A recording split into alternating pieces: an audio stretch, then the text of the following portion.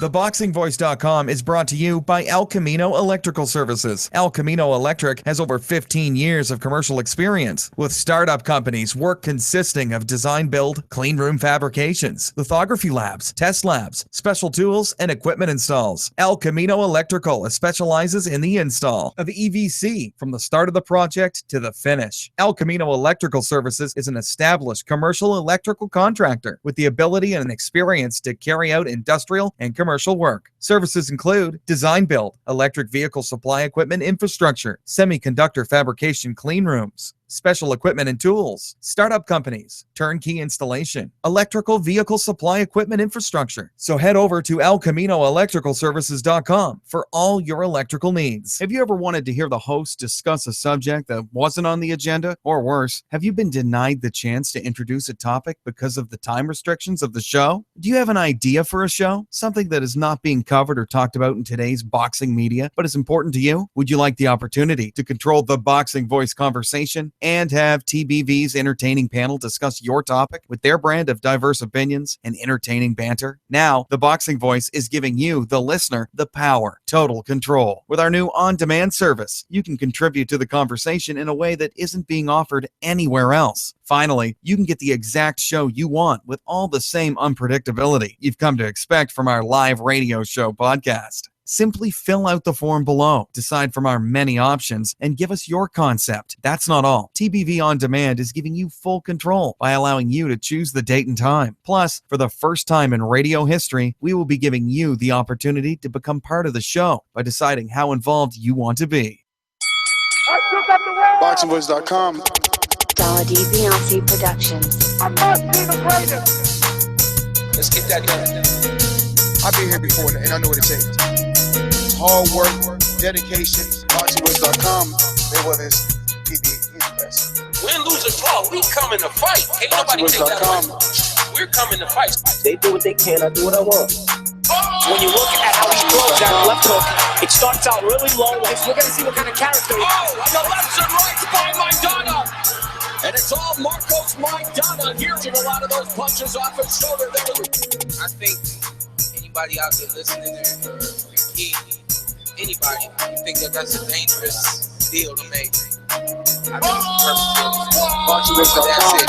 15 minutes. Can you be strong for 15 minutes? Can you? Listen, the concentration is leaving a little bit. Pick it up. Pick it up!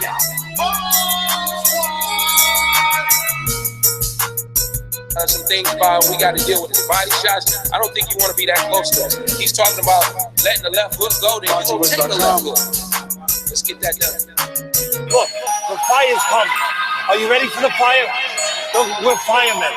We are firemen. The heat doesn't bother us. We live in the heat. We train in the heat. Boxingvoice.com. Let's get that done.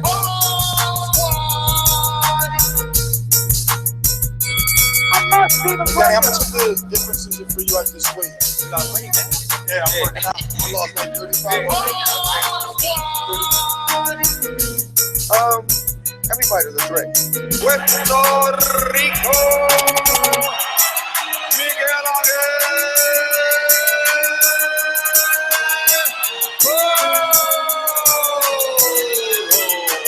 Boxingvoice.com. We're not going to do that. We're going to take this fight against Keith. We're going to get less than you, Keith, but we're going to get more the second time. So go ahead and make it 2 times. Boxingvoice.com.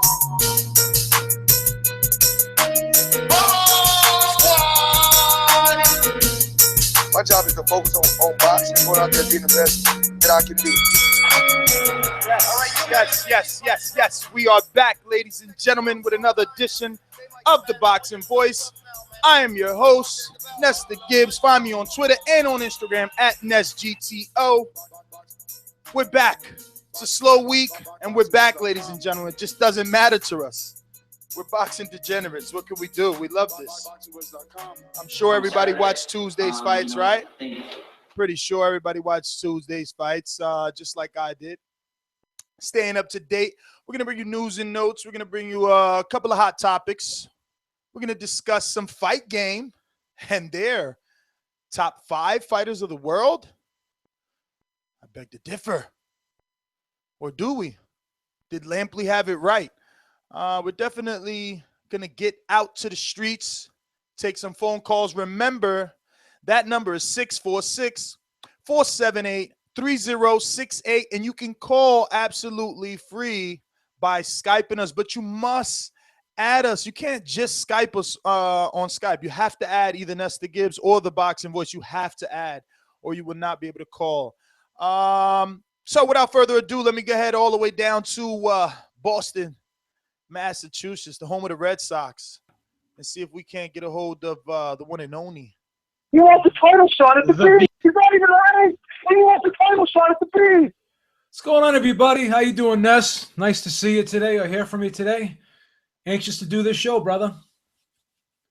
Whether there's a lot of fights or no fights at all, I'm always ready to talk boxing. Definitely a lot to talk about.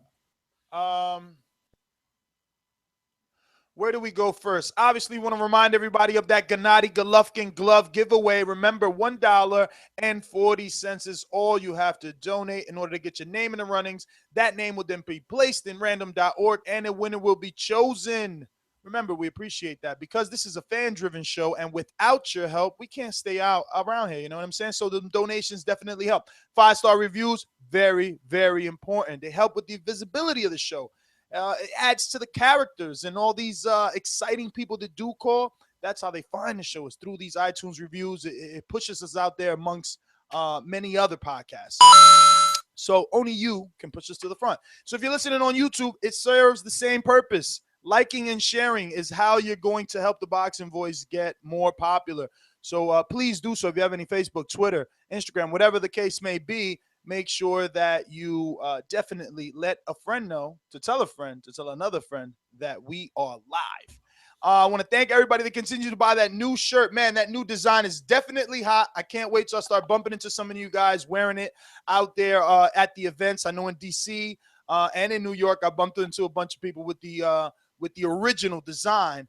But this new black flag is definitely what it is. And I'm so happy and proud to say that so many of you guys are buying it. So pat yourselves on the back if you're buying it just because you love TVB or you're supporting it or you're buying it for a fashion statement because it's definitely a sexy, sexy shirt. Quick shout out to all my pound for pound supporters out there. Everybody.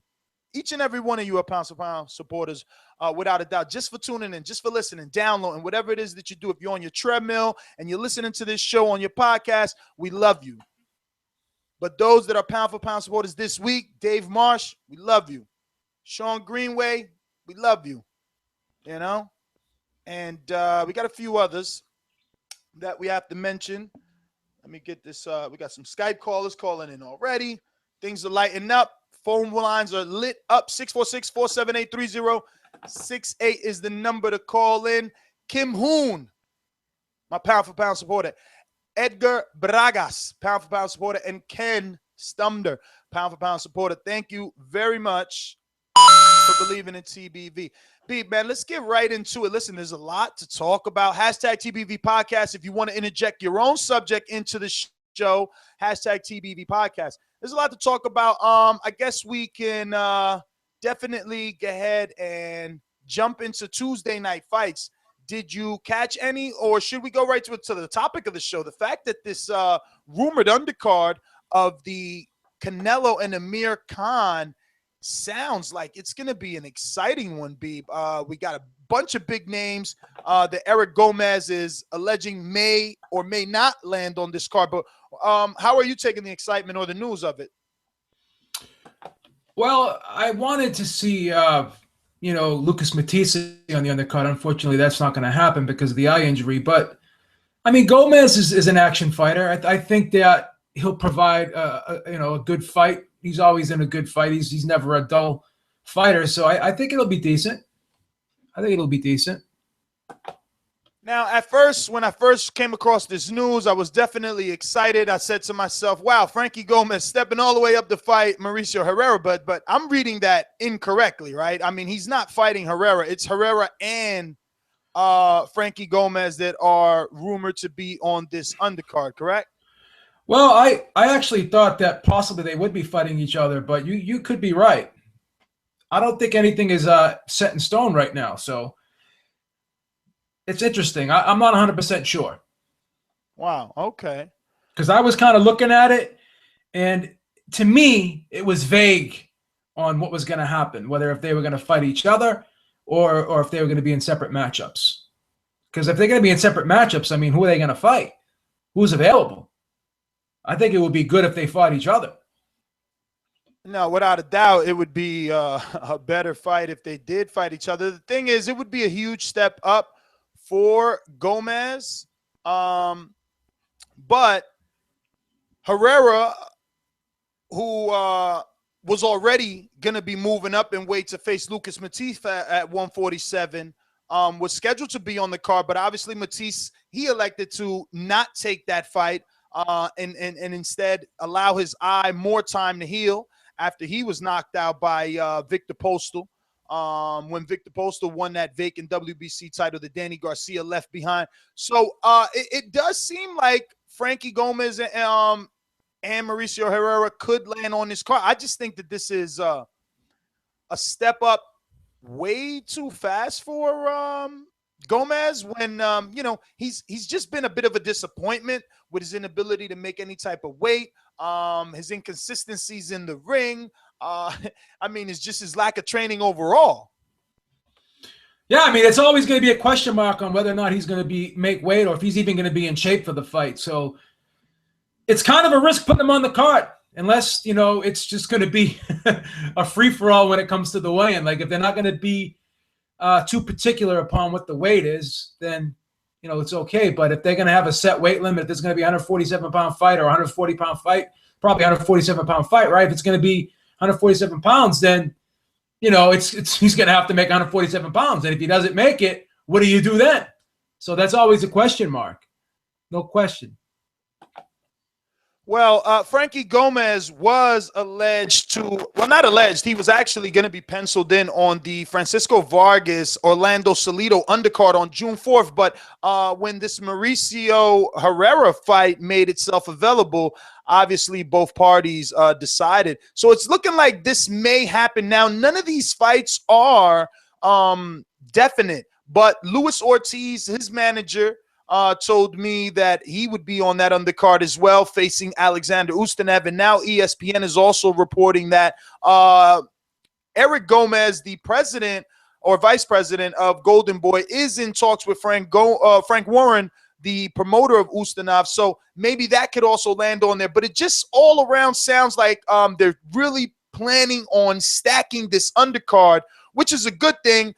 Because even though Amir Khan and Saul Canelo Alvarez has kind of captivated the, casual fans' perspective, because the fight does have some legs on it. Obviously, it's got some traction. People are listening and are excited. But for Golden Boy to go above and beyond and stack the undercard with these type of fights, it's a good thing. It's always a good thing. I agree, and they've always made an attempt to make the card from top to bottom entertaining for the fans, and we always got to give them credit for that.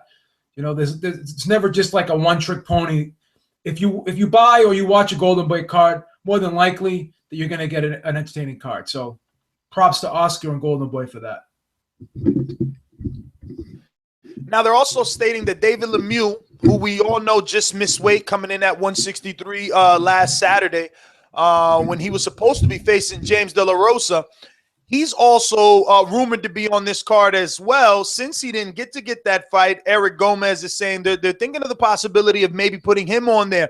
Who knows? It's probably going to end up back being James De La Rosa because who else could they get? I mean, well, I guess with all this extra time from here to May 7th, they could get a better opponent than James De La Rosa for David Lemieux. But do they give him one since he has not had like an in-between fight since that Golovkin demolishing?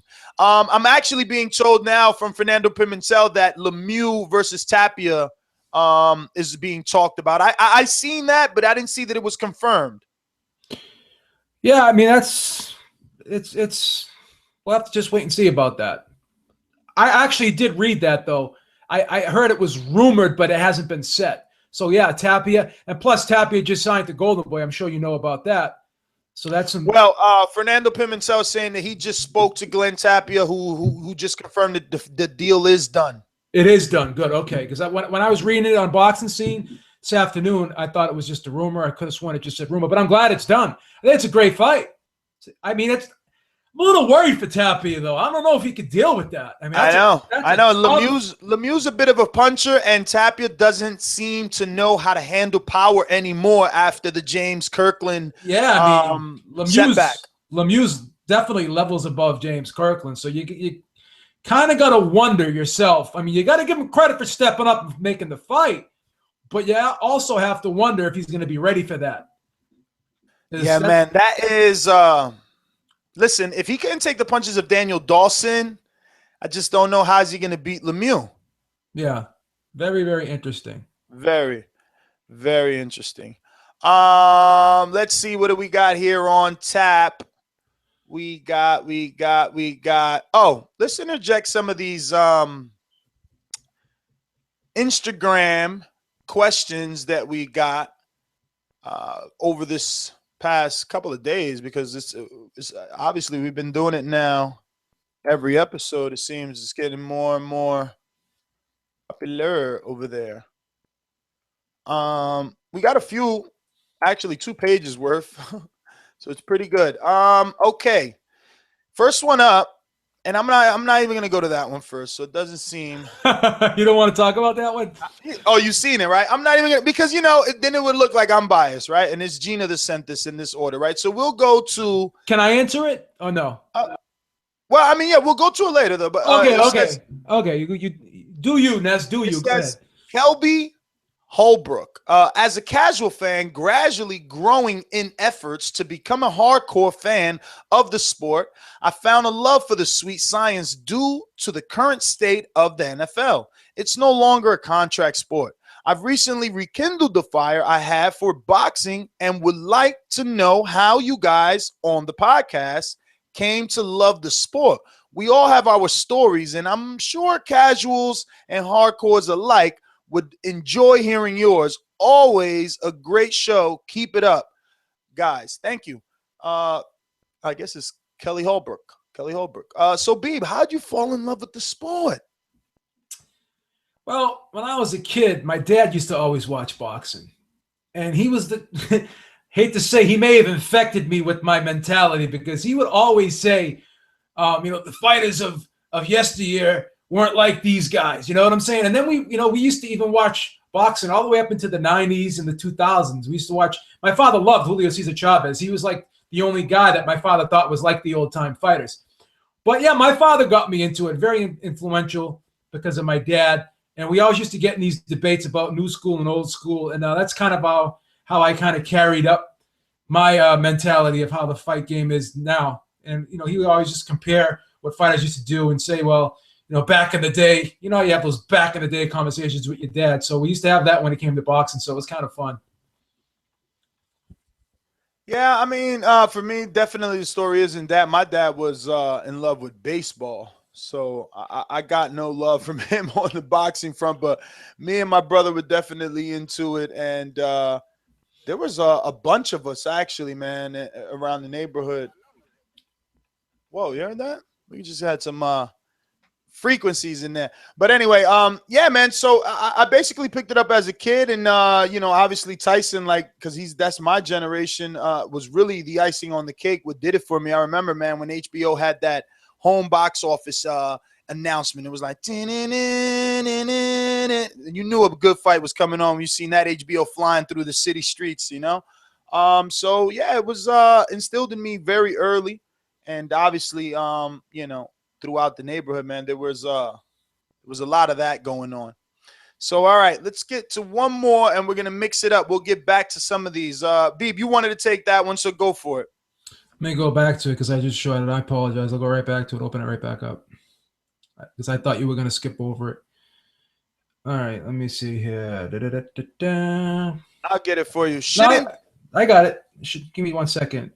Okay. This is the one from God, King of Kings. Is that the one you're talking about?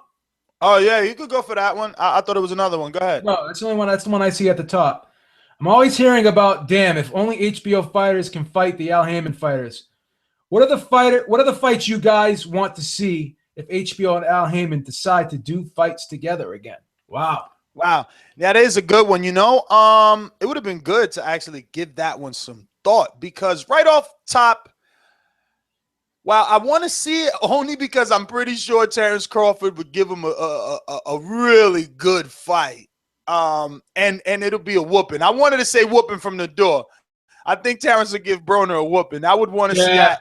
Yeah. I want to see that one immediately. That one. What about Kovalev Stevenson? I mean, that's a given. I want that. Is Ward Kovalev better than Kovalev Stevenson? Is it? Ward Kovalev could still happen, even on its preferred date or its scheduled date, right? Like if Al Haymon and the powers that be decide to do business right now, we need to get Kovalev Stevenson. The winner of that could face Ward in the end of this year, but that's a given. So what else? What else would you like to see across the street?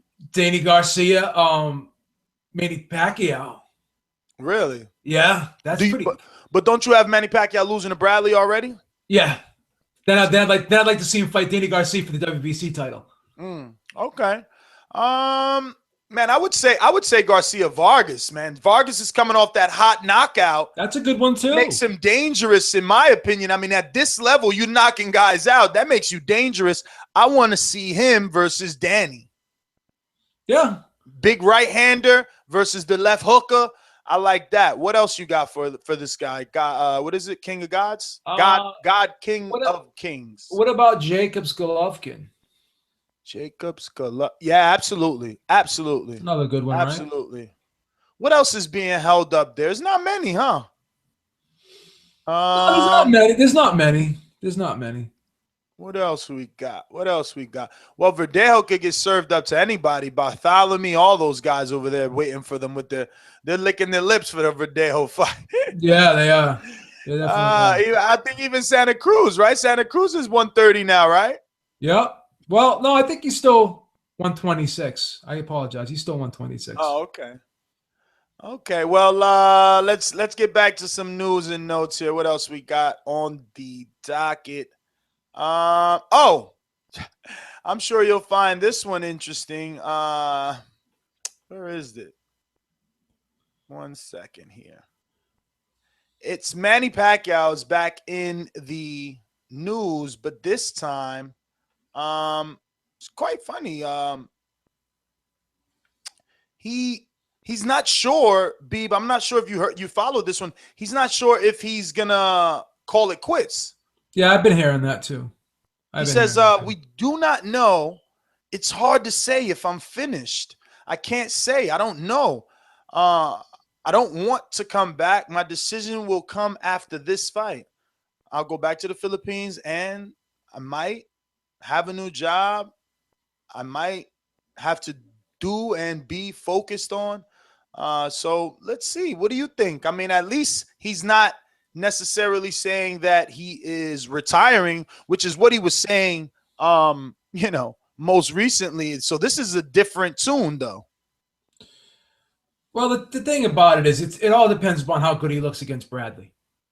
And also, with all this controversy swirling around, and I mentioned this, how the press over in the Philippines always, seem to ask him those questions that they know he's going to answer controversial. It's almost this is the LA Times. Yeah, no, but I'm just saying, I'm not so sure if he'll have a political career after boxing. I don't know how extensive it's going to be. I don't know how. It seems like there's a resistance over there to kind of stop him from excelling in the political field. So I think it definitely is going to be based upon how he looks against Bradley, but also, I hate to count another man's pockets, but there's been so many rumors about him not really doing well financially and squandering a lot of his money. But then he did have that Mayweather fight, so we don't know if that kind of helped him out a little bit. So everyone suspects he's going to continue fighting. Well, I think Bob Arum suspects it, and Freddie Roach, and they're closer to him than you and I. Yeah, so all indications point to him fighting again. Let's just say that, in my opinion. Well, it says here that Bradley and his trainer Teddy Atlas will likely determine the future, because obviously, depending on, like Beeb said, how well Pacquiao does in this fight, really it determines what's going to happen next. Because obviously, if he wins, now he has a title that he could defend. He could get an easy defense. He's back in good graces if he beats, a guy like Timothy Bradley, who is on someone's pound for pound list. And speaking of pound for pound, Beeb, I think it's about time we discuss a little of this TGF fighter of what is it? Top 5 fighters of the world, or is he calling it a pound for pound 5? What is he calling it from last night's episode? I think he's calling it his top 5 pound for pound in all of boxing, but his list is always so much different than everyone else's, because he excludes like a lot of the smaller weight classes. And in this instance, he actually has Chocolatico, so that's a small class. Yeah, I mean, he usually doesn't do that, but I was surprised to see that. But I don't know. I mean, I'll refresh your memory. So number 1 is Chocolatico. Number 2 is obviously Gennady Golovkin. Number 3 would be Sergey Kovalev. Number 4 was Terrence Crawford, right? And number 5, they let Ward slip the number 5. What do you say about that? I mean, for off the bat, like, because I don't know what this is, I'm not sure he made it clear whether it was a pound for pound list or top 5 fighters of the world list. I know there's some confusion there, but he makes it perfectly clear that it's his list. You know what I'm saying? Yeah, but he doesn't use pound for pound, does he? I thought he used like fighters of the world. Yeah, I don't. He does so many different acronyms to his list. I can't remember what he said. All right, so do you just want to, just for argument's sake, do you just want to call it a pound for pound list? Yeah, pound for pound list. It's pretty much the same thing. Because then that would make it easier for me to not like it, because I don't think that. I mean, I love Terrence Crawford, and I'm gonna look like the neighborhood Terrence Crawford hater, but Hank Lundy and Derry Jean, Yurocas Gamboa moving up in weight. Like, I don't see how those names make you a pound for pound. He hasn't faced Victor Postal. He hasn't, faced Lucas Matisse. And Lucas Matisse hasn't had a fight at 147 yet. Herrera hasn't had a fight at 147 yet. Now, there are rumors that those guys turned those fights down. Pavatnikov, Herrera, all those guys. That's why Lundy was in there. But that doesn't make you – I mean, we already got Gennady Golovkin in his pound-for-pound list based on the fact that he can't get a fight. So now Terrence Crawford also is on there because he can't get a fight. And then let's not forget that, Sergey Kovalev is on there because he can't get a fight. Because – he was already pound for pound in Jim Lampley's eyes before he beat Bernard Hopkins. And, now he's got Bernard Hopkins and John Pascal. I mean, obviously I like Ismail Salat. He never amounted to much, but on his way up before being crushed by the crusher, he was looking good. We thought he was going to be good. I mean, he did get derailed earlier than that by another Eastern European on ESPN. But, I mean, some of the names on Kovalev's resume are decent. But pound for pound worthy, B, I mean, you're the history guy. You've been around longer. You've watched these lists. You've watched the inception of these lists. So I mean, I know that you don't like to get involved in it, but I mean, again, it's what's on TV. It's the propaganda that's being spewed, and it's argument's sake here, right? Yeah, I mean, again, I hate to be a party pooper, but unfortunately, pound for pound isn't my thing. But I agree 100% with Terrence Crawford. I think we are, not we per se, but I think a lot of people are jumping the gun, too quickly with him. He just doesn't have the resume to support, the ranking, number 1. And number 2, we don't even know if he's the best at 140 yet, because he still hasn't fought in Victor Postal. And that's a big if, in my opinion. And a lot of people think he's going to beat Postal. I'm not one of those people. So it's even arguable that he's the best in his division. And I don't think anyone should be on that list if they're not even the best in their division. So until he's established as being the best in his division, then we should put the brakes on that, in my opinion. I don't know what your thoughts are. Because there is an argument to be made, whether or not you think he could beat Postal or not. I think it's fair to say that we can agree that there's an argument to be made that maybe Postal can beat him. It's not. You can't just look at that fight and say, "Oh yeah, he'll kill Postal," like you would against Broner. It's a totally different animal. I definitely agree. But in order for him to establish pound for pound supremacy in his division, he's got to take on Victor Postal, who's the man that beat the man in Lucas Matisse. And Lucas Matisse beat Ruslan. So all roads lead to Victor Postal, Terrence Crawford unification. Now, I'll throw the ball back at you, Beeb, since you were pretty, buddy with Bob this week. What's going on? This is an in-house fight, something that we're used to seeing happen fairly easy because it's in-house, and yet we have not heard Terrence Crawford, Victor Postal, a date. I think that the Crawford people are just looking for a big name. They're looking for a low risk, big reward type fight. And, Postal's just not that person. Postal, I hate to say this because I hate being the business guy, but it looks like from a financial standpoint, Postal needs Crawford a lot more than Crawford needs Postal. I think that's fair to say. And there's still a lot of big money fights there for Crawford. Crawford's got to deal with HBO. I don't think Postal does. So Crawford, he could fight just about anybody and still get a good payday, and he could sell out Omaha. So he's in a better position, and he's going to probably have negotiating power over Victor Postal. So there's a lot of reasons why that fight's not happening right now. And I hate to say this, but I think a lot of it is because of Crawford. Really, you think he has negotiation power over Victor Postal? Victor Postal being the champion and the one with the more recognizable win in the division on the same premium network? HBO doesn't seem to care about that. They like Terrence Crawford better than they like Victor Postal, it seems to me, because he's been on there multiple times, whereas Victor Postal hasn't been on there like he has. And he's actually been on there, I think. Hasn't Crawford's, some of his fights been actually on HBO Championship Boxing, where Postal's fight was on HBO Boxing After Dark? And I know Crawford, some of his fights are on Boxing After Dark, but it just seems like he's the named fighter. He's when you look at the HBO promo posters, Crawford's on there. Victor Postal's not. You know what I'm saying? It's pretty obvious that they're trying to give Crawford that push. No, I have to agree with you. Crawford is the one getting the push. Maybe that's why Postal hasn't taken the bait. Hey, guys, if you're listening on YouTube, remember, thumbs up and to share this. Remember, make sure you hit that like button. Very, very important. We need that help. Let's see. So, Beep, what's interesting is these talks. A lot of top-ranked talks these days, and there's been some talks of Jesse Vargas. Like we spoke about him earlier in a hypothetical with Danny. There's a realistical matchup that is being talked about and discussed, and that is Jesse Vargas versus Juan Manuel Marquez. Yeah. Now, Vargas 27-1 with 10 KOs, all of a sudden becoming a puncher.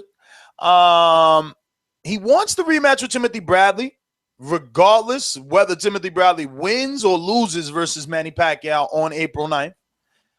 He just wants that redemption, which is pretty cool, I think, Normally, a guy, if it's like, oh, Bradley lost. No, I want Pacquiao now because that's a bigger money fight. No, he's saying he still wants that.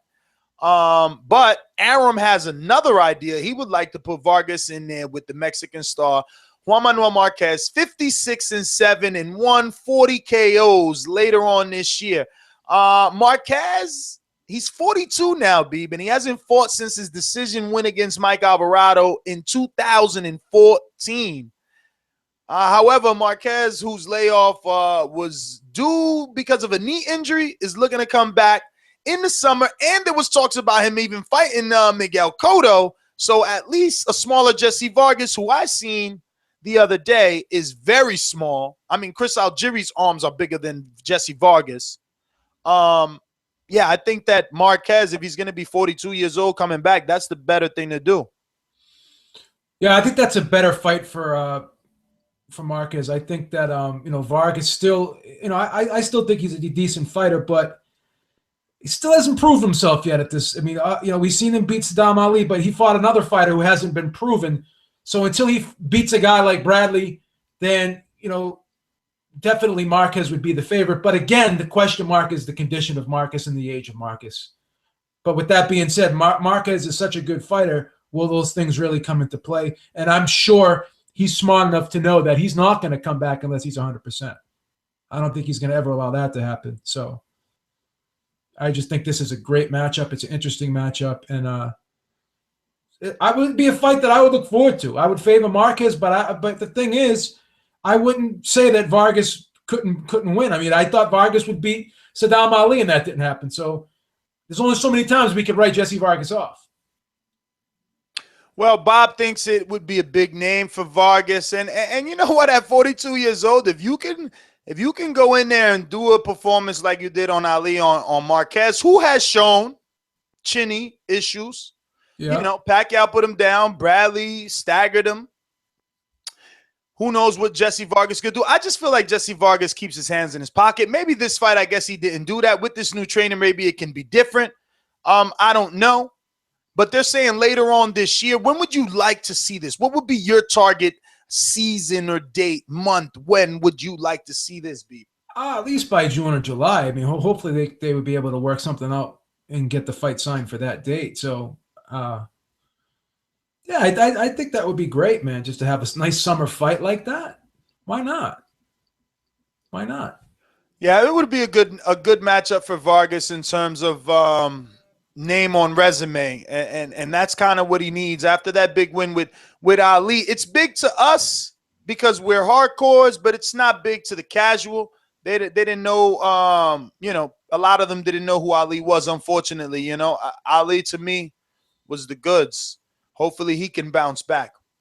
Speaking of bounce backs, Beeb, I mean, we got to start calling this guy the new, like, I guess he's like the cat of boxing, man. George Groves is set to face David Brophy on the Martin Joshua card. Now, David Brophy has made his debut on the Boxing Voice today because I bet you I am not the only person who's never heard of this guy. But George Groves somehow was added on the undercard of the big fight between Charles Martin, who's going to be putting his IBF title on the line against Anthony Joshua April 9th at the O2 Arena. But Groves, who's 22-3 with 17 KOs last time anybody in the United States side of boxing remembers him. We either seen him losing to Badu Jack or getting knocked out by Carl Froch. But I always liked this guy. I always liked his style. I hate that he blames his issues on his trainers. He switched trainers probably just as much as Jesse Vargas. But this is some sort of I believe it's some sort of eliminator because he has his eyes set on another world title. But he understands that this is just a domestic scrap on his hands. But what do you think about your UK brethren here, Beeb? Back in action on this big card. Well, I mean, George Groves is still a good fighter, and I thought the fight with Badu Jack, I thought it was a close fight. You know what I mean? I thought he was competitive in that fight. I thought he lost, but he's still good enough to compete. You know what I mean? He comes up short in the big fights, but he's always in the big fights. You can say what you want about the two Froch fights. He was doing very well in those fights before he got knocked out, and that's irrelevant because the fights. He lost. A loss is a loss, but there's going to be a time where he's just going to be able to turn that corner. We've seen him do it against James DeGale in a fight that you thought he lost anyways. I kind of thought he edged it, but he's definitely, a good fighter. And because of that, people still want to watch him fight, especially in the UK. People are still interested in him.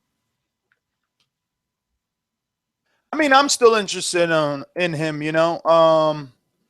I still think he can beat a lot of guys on any given day. I mean, he's still a force. And at the very least, he's always going to be a barometer fight. Like, he stays busy with this one. And if he gets back in there with like a Jack or a DeGale or whoever in that 168, I don't mind it because Groves still puts on a good fight. But if Groves beats Brophy, he's likely going to be taking on his countryman in Martin Murray, who's 32 and 3, 1-15 KOs. Who's been, I mean, he's been on the contender status for a long time now. He hasn't been able to get a title. He's challenged for titles, similar to Groves. So this would actually be, Team Sutherland and Matchroom Boxing, Eddie Hearn doing business here, which is pretty good. But it looks like that is what's on tap for George Groves if he wins this fight. Do you want to hear something interesting? I thought, and I'm not even sure if you know this, but remember we talked about last show. I hate because you brought up Eddie Hearn's name. You brought up Matchroom. Do you know why Eddie Hearn was part of that first Tyson Fury fight? You know what I found out is because of that deal he has with Sky Sports to show all those pay-per-views over there. If any fight's going to be shown on Sky Sports, then he's automatically going to be a co-promoter in the fight because of the deal that he has with Sky Sports. So that's pretty interesting. I didn't know if you knew that, but I thought that's a little interesting piece of news because he's got such a great deal with Sky Sports that if you're going to work with Sky Sports, I guess all roads lead through him. Yeah. No, everything has to go through Eddie. He's got that television deal, and then did you know that? Warren, yeah, and I know Frank Warren has Box Nation. That's the way that it works over there. It's so weird. Yeah, because remember you asked me like why would he be a part of that Tyson Fury fight? I don't know if you kind of didn't put it together like that, but that's why, because that was on Sky Sports. That's I totally at the time did not put it together, but I mean that's pretty interesting because that's something that I did not know, and someone from the UK told me about that. So very interesting. Yep, it is, man. That's listen, Eddie Hearns has his hands in just about everything man, right now, and that's a good thing. That's a good thing. Yeah. So let's see here. What else could we get into before we open up these phone lines? Did you want to touch upon the PBC fights a little bit? Because I thought that was a pretty solid card. I mean, what did you think of that card? What, the Lipiniks? Yeah. No, man. I mean, look, they produced, what was it, three knockouts? I like Derevchenko. I know he's trained by Andre Rozier. Unfortunately, Andre lost with Saddam Ali, but here we go with Derevchenko's back in the win column. He looked good versus this guy was not Guy Robb, but this was what was his name? Mike Guy. Yeah. 8-2-14 from Sacramento, California. But you can tell by not only his physique, but anytime there were any aerial shots, his crowning baldness, that this guy was not a full-time fighter. And the telecast made that obvious. They said that he was, holding down a job and hadn't had a fight in maybe over a year. So, Derevchenko did what he had to do. He improved from 7-0 to 8-0 with 6 KOs, landing a vicious left hook to the body and, getting the win looking good. Same thing for Lipiniks. Everybody was expecting the Wolf to upset him because, Berto was backing him. And I know Lukey Boxing has been backing the Wolf for some time now. And Virgil Hunter trains him. And, this guy's been doing well in sparring. But he started off too slow. And, Jesse Vargas needs to take a look at this because this is what happens when you start slow. And then this guy, though, Lipiniks, wow. Lipiniks is more like whipping necks because he's fucking landing shots. He was whipping the hell out of this kid's head, man. He's a cutie too. Did you see how slick he was? Yes, he's slick, but he wings those shots with tremendous power. He puts everything into those punches. And if you looked at that body punch, it happened so quick. And he actually, you said he whips the shots, but when he threw it, it's like his elbow was close to his hip when he threw it. And he just kind of opened it up just enough to get leverage on it. And it was just such a short distance that punch traveled. It was just it was amazing. He was able to generate so much power with such a subtle move is what I'm trying to get at. And, if you look at the Wolf, tell me if I'm wrong on this. Isn't he like a poor man's Antonio Margarito, but just maybe not as skilled, obviously? Because I just think that speed is going to be an issue for him moving forward. And I think because that division has a lot of speedsters and a lot of cuties in that division, he's going to have problems moving forward because of that. What are your thoughts? Well, he's already had problems. I mean, his record decreases now to 16-2 with 1 draw and 12 KOs. And, Lipinex is the real deal. Just like most of these Eastern Europeans who are on the fast track, he's only 9-0 with 7 KOs. And what's interesting is that we were talking Terrence Crawford, Victor Postal, and those guys. And this guy is a junior welterweight himself. So, like I said, on the fast track, he's a Kazakhstan as well. So if you're in the Triple G and you like power, this is your guy because he's different than Triple G with the speed that he possesses. So he definitely looked good. Like I said, landing that left-hand body shot in the 5th round in the Robinson Ranchera Resort and Casino in California on Tuesday night, toe-to-toe boxing on Premier Boxing Champions Fox Sports 1 card. And Derevchenko did the same. Looked good himself. That's a 160-pound division. Yeah, what do you think of him? Let me ask you about him because these Eastern Europeans to me, they, especially Derevchenko, they're like precision fighters. And I want to go to something that Robert Garcia kept saying throughout the fight, that he expected him to just blow through my guy. And when it didn't happen, he was kind of getting on him about it. Like he should be he should be picking up the pace. He should be just going in there and mowing him down. He should have blew him out of there in 3 or 4 rounds. My thing is, going back to that word precision fighter, these guys, these Eastern Europeans, to me, they're systematic fighters. There's a method to their madness. They don't go in there like kamikazes. They like to, set up perfect, good shots, and they like to not waste a lot of punches. They don't go in there and just go in there and try to fight like a barroom brawl type fighter. They like to systematically break their opponents down, and you can tell a lot of them have extensive amateur backgrounds, so they don't waste many punches, and they like to set their shots up, and if the punch isn't there, they're not going to throw it. So I think that, Derevchenko, I was a little concerned with his stamina because he was breathing heavy throughout the course of the fight. But again, as he progresses, maybe he'll get used to going rounds. But with that being said, I liked the way he was setting the shots up. He was not neglecting going to the body. And he looked like he was a well-rounded fighter in there. He looked like he was a well-rounded fighter in there. And credit to Mike Guy because he offered up a lot of resistance. So I kind of disagreed with Garcia. I thought Garcia was getting a little too, critical on Derevchenko. I thought Derevchenko, again, let him develop, let him feel his way through the fight. He doesn't have to go in there because you're not going to go in there and blow everyone out. This guy had experience, Mike Guy. He knew how to survive. So I liked the way he was patient and the way he still worked behind his jab. And he was trying to create openings instead of force openings, as what I thought Robert Garcia was kind of implying with the way he should have fought him. What do you think about that? Well, I mean, I kind of agree a bit with Robert Garcia because what he was saying was basically this guy's not a Lomachenko, and everybody can't be rushed. And that's what he was saying, and that's what I heard because he was saying if he was, he would have taken care of this guy, Mike Robb, in a quicker, more explosive fashion. And I kind of agree because, like I said earlier, Mike Guy was a guy that after this butt whooping, he's going to go back and, punch the clock. He's got a time clock to punch in at work every Monday to Friday. But let me ask you this, though. Does Lomachenko go in there and blow guys out in 3 or 4 rounds? He's kind of he doesn't, but he goes for a world title in his first and second fight.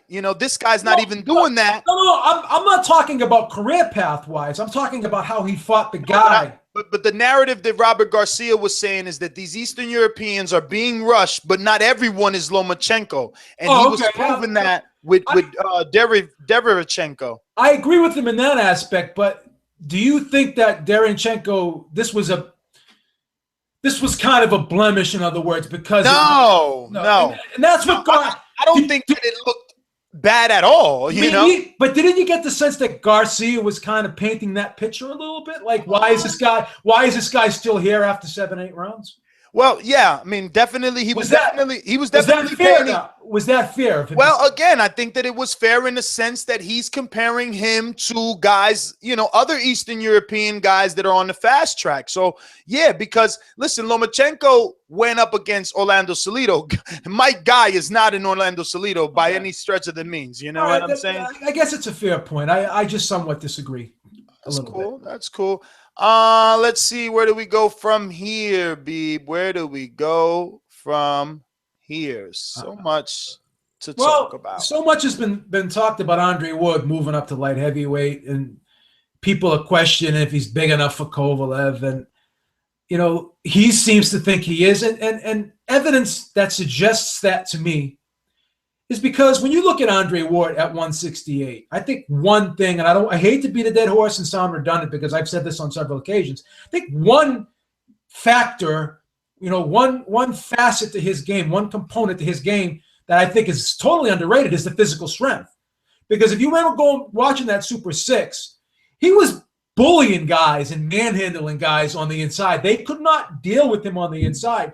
And going back to another thing I talk about a lot when people reference clinching, I look at him as his clinching as an offensive weapon. Like in order, he'll grab someone to you know, negate their offense. But not only that, he does that so he can physically move them and maneuver them around the ring and walk them back.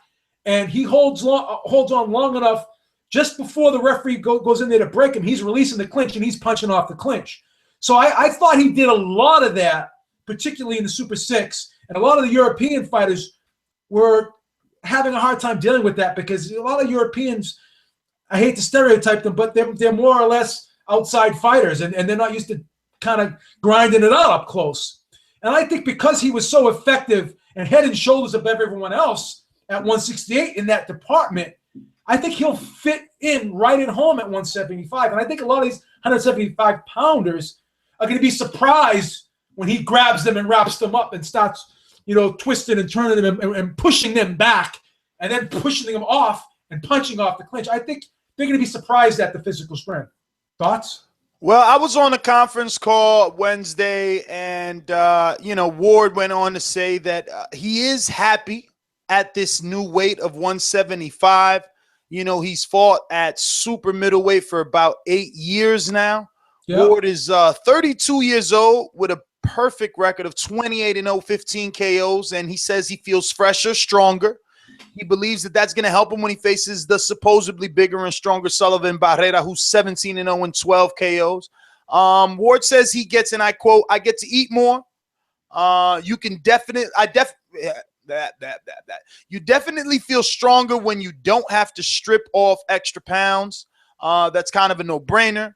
I still feel like I have my speed. I feel like I have all the things that made me who I was at super middleweight, but I also feel stronger at 175. And to be honest, I'm happier. I didn't have to kill myself to make weight, but making 168 pounds, it's not an easy thing to do. That last week is always difficult." He says, "I think that a fighter, any fighter, they really struggle to make the weight, or if they just have to cut a few pounds, it's not a normal thing to do, to deplete your body in the gym and on the road and then train hard and not put that back into your body, what you're supposedly supposed to put back." So I'm definitely happier. I feel stronger. I still maintained all the things that made me who I was. So what are you expecting? I mean, this fight is right around the corner. I'm actually excited. I was watching Fight Game the other day, and then they had like a little preview for the Sullivan Barrera Andre Ward fight, and I was excited watching, you know, some Andre Ward highlight reels, him punching my guy Edwin Rodriguez all in the face, and they got it on slow-mo, and you can see Edwin Rodriguez's face, you know, just get disfigured. It excited me to see Ward finally, you know, it's not, oh, forget Ward, he's not fighting, Ward's in a, you know, litigation, Ward is, you know, or whatever we were complaining about for 2 years now. It's finally over, and he's really going to be getting back in the ring in little under 2 weeks now. What's your thoughts now? Obviously, what's your thoughts of him and his excitement at 175, and your thoughts with the fights around the corner? I got a lot of things to say about this, and I'm ecstatic about this because Sullivan Barrera, brings an intrigue to the matchup because of the power, and supposedly he's a big guy at 175. He's a strong guy at 175. I don't know. I don't think that Ward's going to have problems with this guy. I think the speed is going to be a key factor in this fight.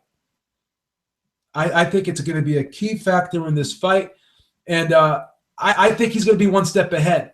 And I'm not surprised. I wouldn't be surprised if he gets a stoppage late in this fight because he was beating the hell out of Edwin Rodriguez, and Edwin Rodriguez was probably 200 pounds in the ring that night. And Edwin Rodriguez is a big guy. But I don't know if Sullivan Barrera is going to be able to withstand a 175-pound version of Andre Ward pounding on him like that, number one. And number two, if you look at Andre Ward at a lot of these 168-pound weigh-ins, his body was smooth. You could tell he lost some muscle mass and he was really paring down to make 168. He was really kind of dehydrated. His arms were thin.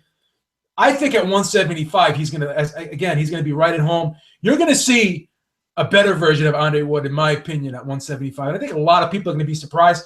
He may even be a knockout guy at 175. He may be bring more physical strength in the ring, bring more punching power into the ring, and he may turn into a knockout puncher in this weight class. Don't be surprised if it happens. Well, I mean, he did confirm that he feels stronger. That is yet to be seen. Hopefully, he can become some sort of knockout puncher to add some excitement to the Sergey Kovalev fight that is said to happen later on this year. Some other exciting news. I don't know if it's exciting or not. I will say this. I am not upset at all. All right. I said that Anthony Joshua would fight Derek Chisora. So now it's Kubrat Pulev. All the same to me. I'm not going to get mad. I'm not going to pout and say that Derek Chisora lost his last 4 or 5. Why? Because this happens. Because, Humberto Soto's still fighting, and Jesus Soto Carras is still fighting, and Chop Corley is still fighting, and Malignaggi may still be fighting. Yeah. So this is just the way of our sport. Derek Chisora is exciting enough at the press conferences that he makes it enough for a promoter to sign him for a fight. I mean, the slap that was heard and seen around the world will never be forgotten, and that was at the hands of Derek Chisora. And Pulev, he looked good versus Vladimir Klitschko. And in terms of badassness and toughness, like, he was there with his chest out and like, yeah, I'm here, and I'm not gonna run from you. He eventually got knocked out for that, but he stood there and he tried to fight the good fight. So it'll be good to see him versus Derek Chisora, who usually comes in out of shape, and Pulev looked pretty decent shape versus Vladimir Klitschko. B, before you go ahead and jump in on your thoughts on that, obviously, let's introduce. Go ahead, Enrique. Go ahead, jump in. What's up, man? Yeah, man.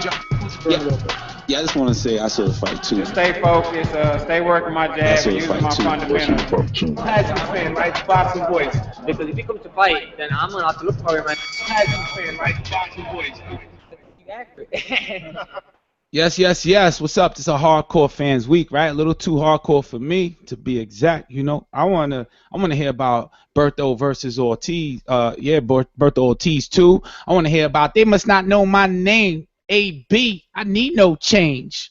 Yeah, nod your head to that. But yeah, sorry to be the professional disruptor and step in. Happy St. Patrick's Day to you, Beebs. I know Boston is big on that, so yeah. It's interesting that you came on and you said, I don't need no change. The whole Walmart Instagram clip that went boxing viral for the young Adrian Broner. Out of control. I'll say this: the kid knows how to get attention. Something he's doing get that attention. You either love him or you hate him. That's the way it's gonna be. He's funny. I love the kid. And if you love him, you love him. He just rubs me the wrong way. No disrespect to him. He's like one of the only guys that I openly root for in the sport. I openly root against in the sport because he just irritates me that much. And I hate to say that. I'm objective when I watch his fights, but I wouldn't mind seeing Ashley Theophane beat him. Well, let's put it that way. Speaking about him rubbing you the wrong way, I want to say something real quick. I watched the Danny Garcia today. Danny Garcia versus Ashley Theophane. And I don't think at first I thought because he was down with Mayweather that Mayweather sees something that will hurt Broner.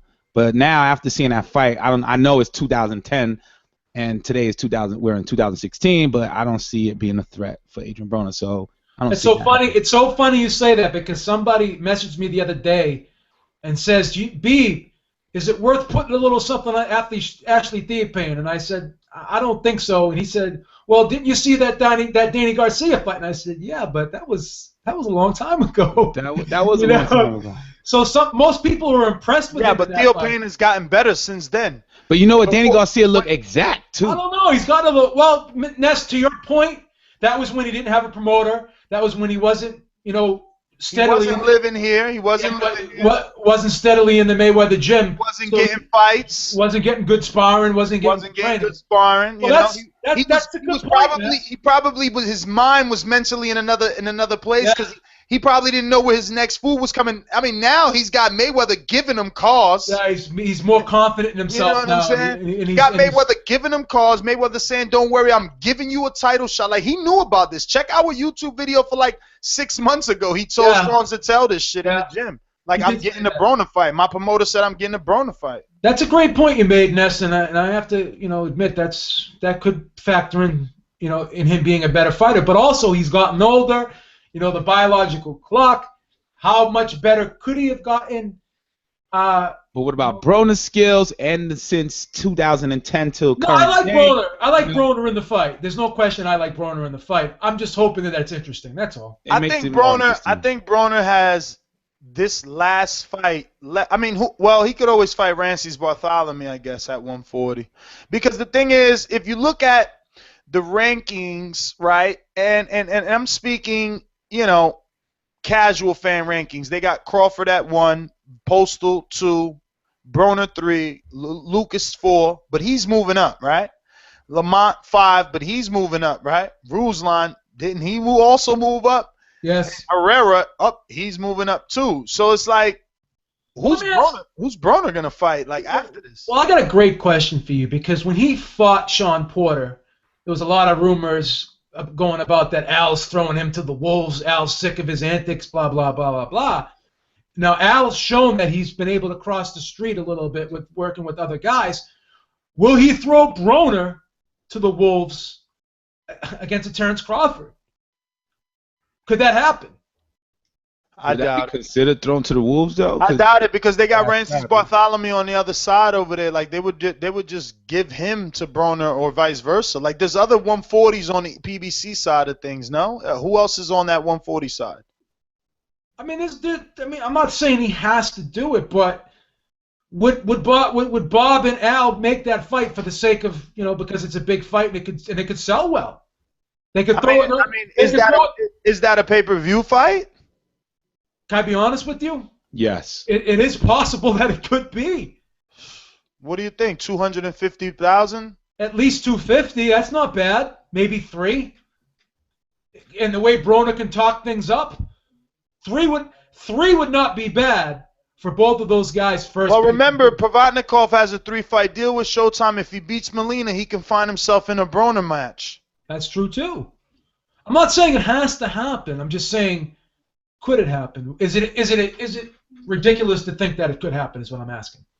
I mean, obviously it's not ridiculous, and nothing's ever ridiculous, especially not in boxing. I mean, Thomas Adamick is back, and it's on pay-per-view in Poland, so nothing's ever ridiculous. Yeah. But all right, let's go back to some of these questions here. We're gonna go to. This is not a question. This is just a quick jab. Comes from Hard Jabs 89. I want you guys to stop alienating the fight doctor. I want to hear everybody's opinion. Rick James status. We're going to go to Cito588.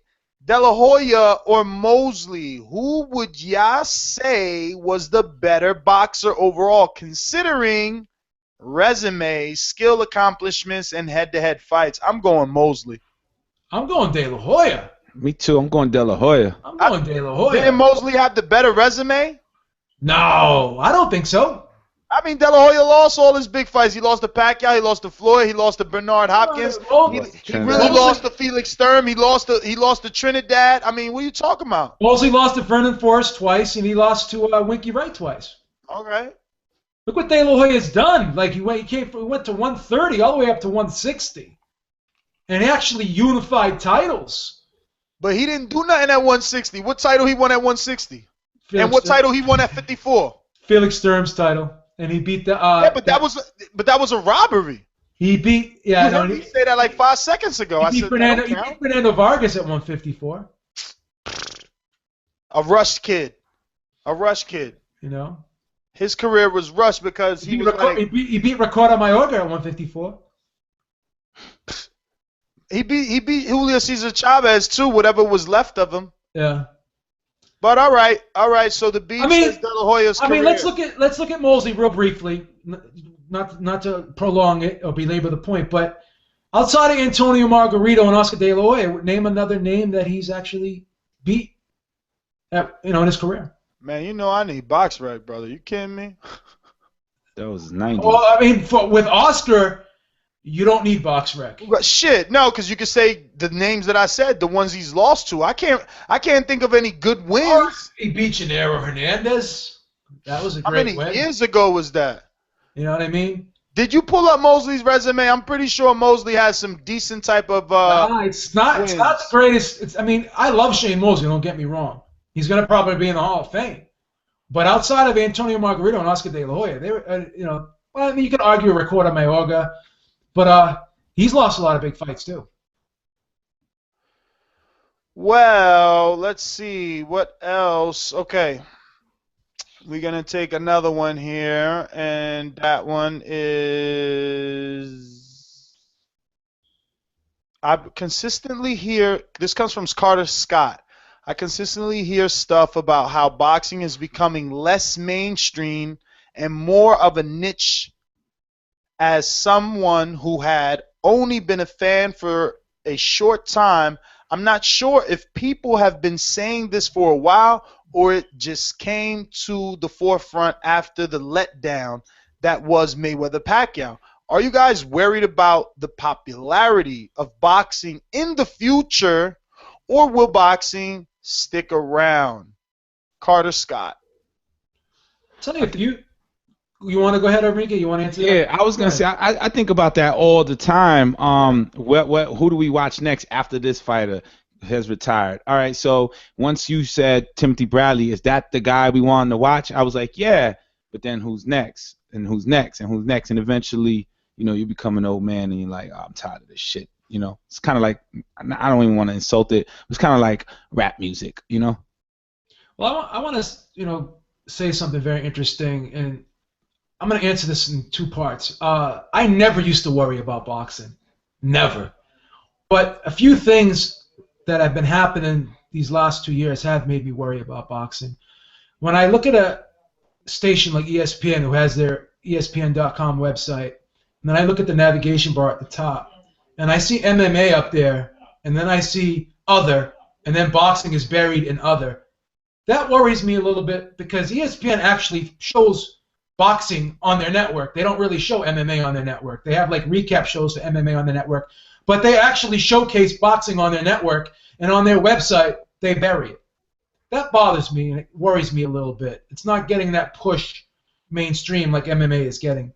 And number two, another thing that's worrying me is how a lot of people involved in the sport, such as writers, such as people who have websites, people who make YouTube videos, people that actually work in the industry, how bad they talk about the sport and how critical they are and how they fracture the sport and the divisiveness of their behavior within the sport. That scares me. Instead of uplifting the sport, we have too many people who commentate on the sport who are negative Nellies. And eventually, because we're in the age of internet, we're in the age of social media, I think that hurts our sport. It sounds ridiculous, but I think that hurts our sport. Everyone's sitting there tweeting out this fight sucks, this guy sucks, this guy's overrated. I think that we need to stop doing that. And I have to pat ourselves on the back a little bit. Maybe I'm biased. I think that we're cheerleaders for this sport, and I would implore other people to take the same stance that we take to try and uplift this sport from within, because I think we're tearing it apart inside with all this negativity that we have. And I'm not going to mention too much, what the negativity is being pointed at, but I think it's bad for our sport as a whole, and it worries me. Yeah, man, I agree, man. You got your guys that no matter what, it's kind of similar to what I was saying last week. People are just going to always be bitter, and I don't understand that. Like, for me, this is the only sport that I watch. So, I was excited. I was excited that there was boxing on Tuesday yesterday. There's a difference, between being a dissenter and then just being, as you said, bitter, and just being very negative. You don't have to like everything. It's like it's either all or none with some people, and there has to be an in-between. Nothing is all rosy 100% of the time. Nothing's perfect. No, man, I totally agree. So let me see. I think we got one last one, right? Yes, we do. Oh, Mario's not on for this one. This one is cool. Are you guys going to be doing some videos breaking down your workouts? Man, that is extremely interesting. I would love to. I mean, I'm already doing short clips, man. I just put out another one. You got to follow me on NestGTO at Instagram. I put out a short one there doing the dips. Yeah, because yesterday was the first day the kid did 25 straight dips in a row. Look at them. Yo, look at the guns, the leanness. So you see how you see that? OMGZ. I did a crazy kettlebell workout. I'm feeling real good too. Yeah, we have a kettlebell in the gym, but I haven't implemented it yet. But I did start doing planks. Jesus, Lord have mercy. It's no joke, those things. You getting it? My shit is my traps. I'm doing. My chest looks good. I'm about to go to Colombia on Friday. So. Wow. Yeah. What? Cartagena. Solo for a video shoot or something? Nah, the family. Okay. Nice. How many days? 7. It's good. Friday to April 1st. Come home right for that Theophane fight. Damn, we got a listener named Gabriel in Colombia, but he's in Medellin. Medellin, that's another part. Yeah, I know. Yeah. I know. Damn, look at Casual. World tour. Shout out to Alejandro. Must have heard me right now. Just followed the kid for them gains. Oh, get it. Yo, I'm telling you, man, it's crazy. Yo, I'm getting requests like, yo, can I meet you at the track? What track is that? People want me to show them how I'm eating. I got a message on IG said, yo, how is it that you're losing weight but not losing strength? And I don't even know. I'm just doing calisthenics. I'm not even doing nothing special. You know what else I'm doing? I'm doing a lot of core. Remember, I don't remember his name, John Davis. John David Jackson. John David, yeah, is that Danny Garcia's trainer? Oh, no. You're talking about Tony Davis. Tony Davis. Right? Tony Davis. Yeah, he was teaching us how to, core strength. I've been doing that ever since, and I'm really strong there. Dude, I do a lot, too. I do a lot of flutter kicks. Like I said, I'm doing planks. I'm doing knee raises, sit-ups. I'm doing everything. I mean, Posture. Shit is crazy. Let me get to some of these calls. I was waiting on the producer. He's running late. He's got a big promotion. 347, talk to me. 347, who's this? Oh, QB, what up, QB? Yeah, what's going on, man? I ain't got really much to say, man. Yeah. Man, you never got much to say. But y'all, what y'all mean, and yo, when your next one do y'all mean, yo, we should put out like a a workout, you know what I'm saying? Video and all that. You know you ain't working out, Wood. I mean, QB, stop playing. I'm dead serious, boy. Hold up. Hey, well, you got to follow me on IG. You tag me in some of your videos, and if I see you, then I believe you. Like my man Whoop Boxing. Shout out to Whoop. Whoop putting in that work. And DiBiase. They ain't playing. All right, QB. Yeah, but what y'all mean the undercard? Like the Canelo undercard? Oh, the Canelo undercard. Glenn Tapia is on the undercard. He's going to be fighting, let me see, because that just got announced now. David Lemieux versus Glenn Tapia is penciled in on the Canelo undercard. And there's also a couple of other rumors, like we said before. You know, they're trying to put, what's his name? Oh, Luis Ortiz on there. Frankie Gomez. They got a couple of good names they're trying to put on the undercard there. Ness, I want to say one thing. Shout out to Team Porter, man. That boy Porter looking like an animal, boy. He's getting better and better, man. So you like that spar match? Better and better. Yes, he getting better and better. It ain't just rushing in. He doing angles now. He's playing like Earl Spence a little bit, but a little with more like, man, he got a lot of pop. Man, he might knock that dude Thurman in. Thurman ain't ready for that. Porter a workhorse. That's why Thurman had to take time off to get more workout in and all that. You know what I'm saying? He wasn't ready yet. So he got injury and all that. I'm not saying he didn't have no car accident, but, you know, he needed more time. That's it. It's understandable. He didn't want to look like no pussy. You know what I'm saying? But it's all good, though. That's all I have to say, Ness, man. All right, brother. Well, thanks for calling in. Hey, Beeb, I don't know if you heard, but your cousin Huey Fury, 18-0 with 10 KOs, he's going to be fighting on the undercard of Billy Joe Saunders. I heard that, yeah. Max Bursack. So what's up with Huey? I mean, 18-0, I'm not, you know, I don't want him rushed or anything like that. He seems to be on the right track. You know, Huey's a decent fighter. They seem to be moving along slowly. As we all know, that Deontay Wilder tried to get a fight with him, and they turned it down. So they're not in a rush. They're not in a rush. And I think he has potential. I think he can fight a bit. I don't think he's as good as his cousin Tyson, but I still think he can fight. But we'll have to see. We'll have to see. We'll have to see him in a bigger fight. He hasn't been in a big fight yet. So until we see that, then we can't really say he's ready. Yeah, man. Let me see here. We're going to open up these phone lines. Let's go to the Skype machine. We got, man, it's the Cuban. What's his name? What's the Cuban's name? Cuco. Cuba. Yo, it was me to follow you on Instagram. Cuba Libre. Oh, Alejandro, what's going on? Yo. You got like 10 names. Yo, no. It's because I'm Alejandro, but everyone calls me Alex up here because I live in Canada. Nobody wants to say Alejandro here, man. Yo, why you kissing this bunny rabbit? Oh, bro, I have a rabbit. I get him high.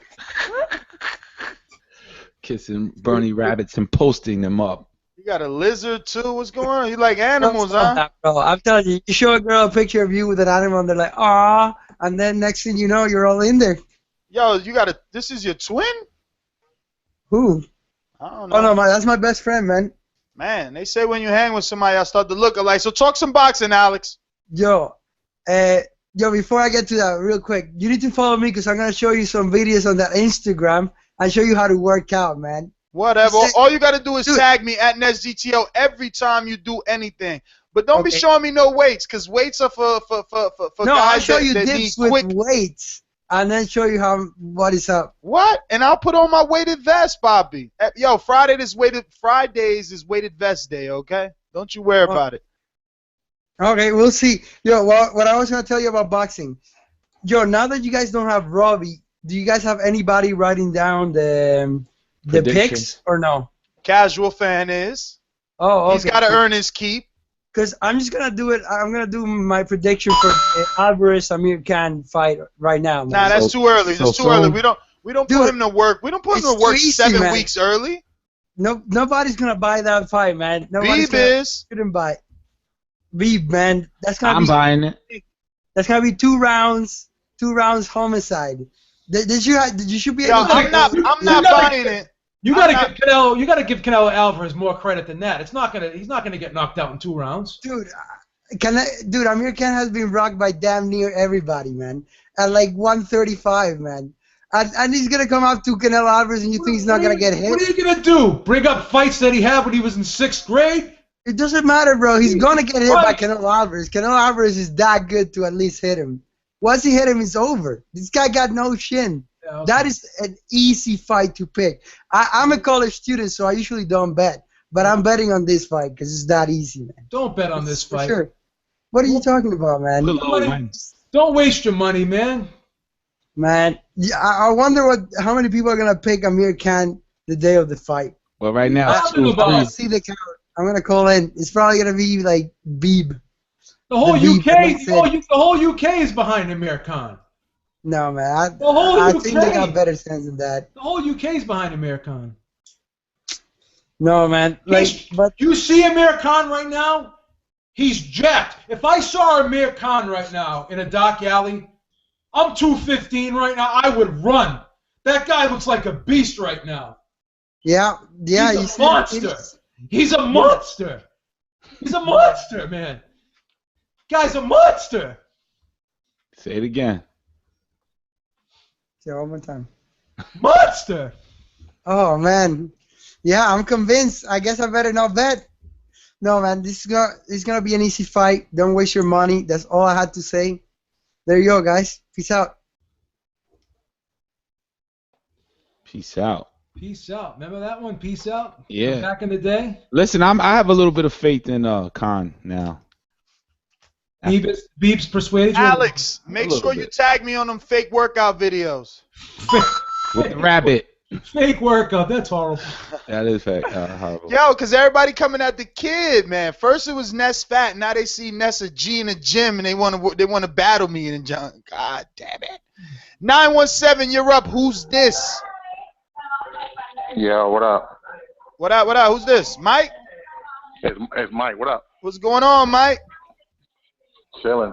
Yo, I was trying to listen to y'all, but like for a good 15, 20 minutes, the I guess my phone went out, or I don't know what it was, but the feed went out. I just got back, so I'm surprised that I'm on this early. What's going on with y'all? I don't know if I missed you guys talking about maybe the Nicholas Walter situation, supposedly with Lomachenko about his money. I don't know if y'all spoke on that. We did not. Interjected. We did not. All right, cool. So I guess Dan Rayfield wrote an article this week, an editorial about how Nicholas Walters and Bob Arum are having issues as far as securing the monies as far as the fight, because I guess Nicholas feels he wants more money. No figures were said, but he's basically saying I want more money for the June 11th date. So it brought up a bigger issue within Dan Rayfield's article, which with Bob Arum quotes, where basically Bob Arum was pretty much subtly throwing HBO under the bus, saying they got budget issues. That's why you see a lot more pay-per-view being offered this year, maybe including Terrence Crawford, supposedly July 23rd, because it won't count against HBO's budget if it's on pay-per-view rather than HBO cable network. So, it brought a lot of discussion, I guess, via forums and blogs and whatnot about what's HBO money, what do they have, but they don't have, what's Peter Nelson doing. And just like a few weeks ago with the whole Wardell PBC thing, there was a whole chatter about people's monies, including HBO. My thing Hey, was, Mike, I bet you those same guys didn't write articles on this one, though, huh? You know what? No, they didn't. No, they did not. Me and Douglas Fisher from what's his name, from Ring TV had it. We had a little back and forth fun on Twitter, where I was like, yo, dude, when this happens on the HBO side, have the same jest and the same fury that you and Steve Kim, you should have that same jest and fury that you have for PBC. And I say that to tie it in together with homie from last week, JP from Philly, or Jay Wills, someone from Philly, where like, yeah, he's always like on PBC, like they're trash, they don't do this, they don't do that, they got no money, they're whatever. And I'm listening to him last week talk. I'm like, he'll analyze to a T PBC's business in 1 year, what they may or may not do based on some Reddit stuff and maybe poor promotion. But now this past week with, you know, Bob Arum throwing HBO under the bus with their budget woes, and you're seeing supposedly Terrence Crawford on pay-per-view. That's what I heard. With who?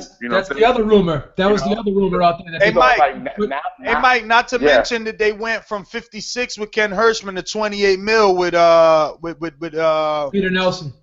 No, from Rosenberg to Hirschman, they went from 56 to 28. You know, and that was their budget at first was 56. Now it's only 28 mil. It used to be 90 back in the day, from what I heard. But I heard that same rumor. I heard that same rumor on Facebook that Crawford's next fight's going to be on pay-per-view because HBO can't afford to put it on. I don't know how true it is. I'm just hearing these things. No, I mean, here's the thing, though. We are humble enough to say we don't know how much of anything is true until we hear from the horse's mouth, which is Peter Nelson. So and we're not rooting and happy about it either. We're not sitting there saying, "Oh, wow." No, we're not. Or nor are we throwing shade saying, "Oh, guys, they don't know what they're talking about in boxing. No. You know, you can't say this, you can't say that. Don't talk about belts for PBC." It's like everybody gets so hung up on PBC. I don't know why. Can I tell you what happened in the sport of boxing? Can I tell you what happened in the sport of boxing real quick? I think, and it's not such a bad thing. I think Floyd Mayweather has increased the pay scale so much now that everybody wants this money, and if they don't get it, they're not fighting. And I think it's hurt everybody. I don't think it's just hurt one person. It's hurt everybody across the board. And I think I think people need to be objective and be a little bit more commonsensical and look at it that way instead of it's this, it's that, it's the other. Floyd Mayweather did a good thing for the fighters and a bad thing for the promoters and the networks. It's funny because Ness brought up the Fight Game show on from last night, I guess, that Jim Lampley had. By the way, I wonder how much of that budget on the HBO boxing is spent on the Fight Game. But regardless. Not much, because this was the first episode of this year. Okay.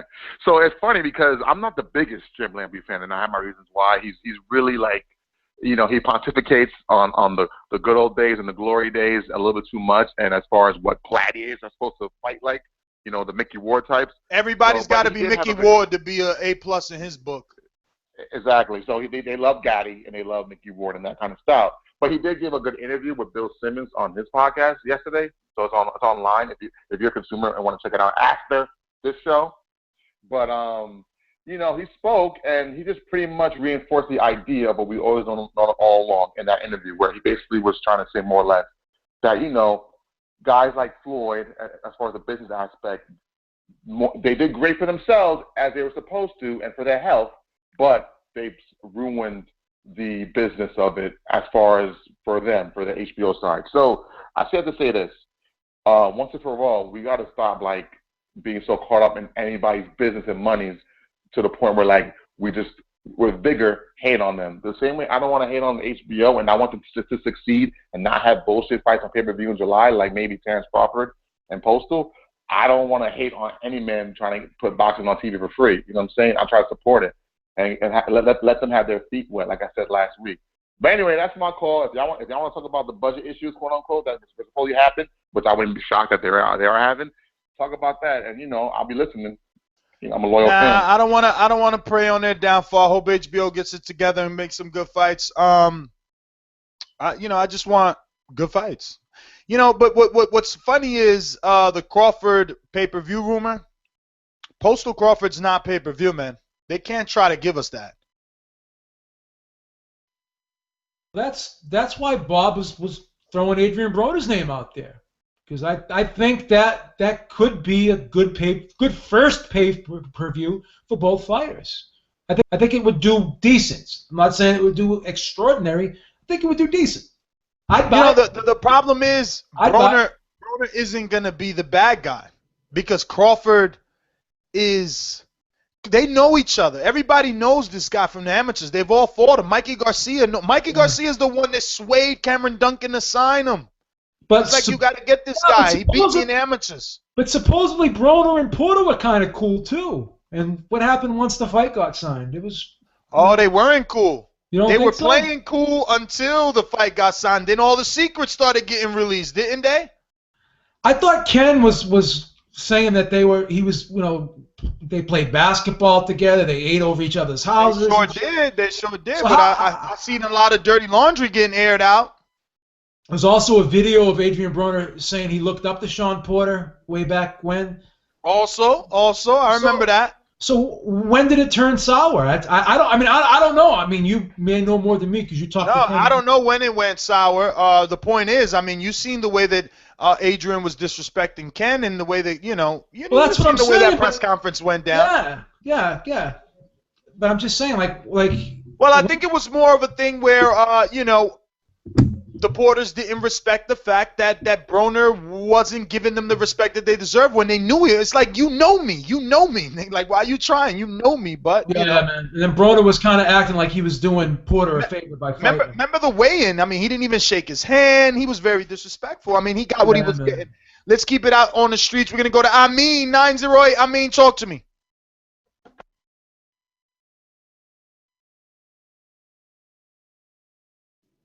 Luzzy, talk to me on the Skype machine. Amin seems to be having technical difficulties. Luzzy, what's going on? Hey, how's everyone doing tonight? Slow weekend of fights. Not a lot of fights, but a lot going on. So I'm excited about the. I don't know if you guys talked about the undercard for Berto Ortiz, Thomas Williams Jr., and Edwin Rodriguez. Those are going to be two great fights. I mean, I'm really excited about both those fights. I heard you guys talking about the Andre Ward Sullivan Barrera fight a little bit, and something a lot of people aren't talking about is the fact that Sullivan Barrera is 34 years old. I know he only has, I believe, 16, 17 pro fights, but he's pretty old. I mean, he's a Cuban, so he's probably got a lot of amateur experience. I think that Andre Ward may just school Sullivan Barrera. I think that it's going to be if Ward is anywhere close to form, I think it's going to be an easy fight. But not a lot of fights. Are there any fights this weekend? Am I missing anything? Yeah, nothing important. Yeah, I mean, it's really just that the schedule starts to pick up end of March with the Ward Barrera fight and then the Adrian Broner Ashley Theophane fight, bro. Yeah, I mean, how interesting would it be if Broner fought the winner of Provodnikov-Molina? And let's just assume it's Provodnikov. I mean, would you guys favor Provodnikov in that fight if him and Broner were to fight?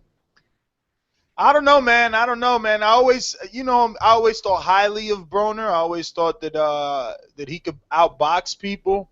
And I seen Algieri do it to Provodnikov. I would still pick Broner, even though many would say that Provodnikov's bullying style would get the better of Broner. I would still pick him. I always feel like Broner's gonna come back to that DeMarco performance one day.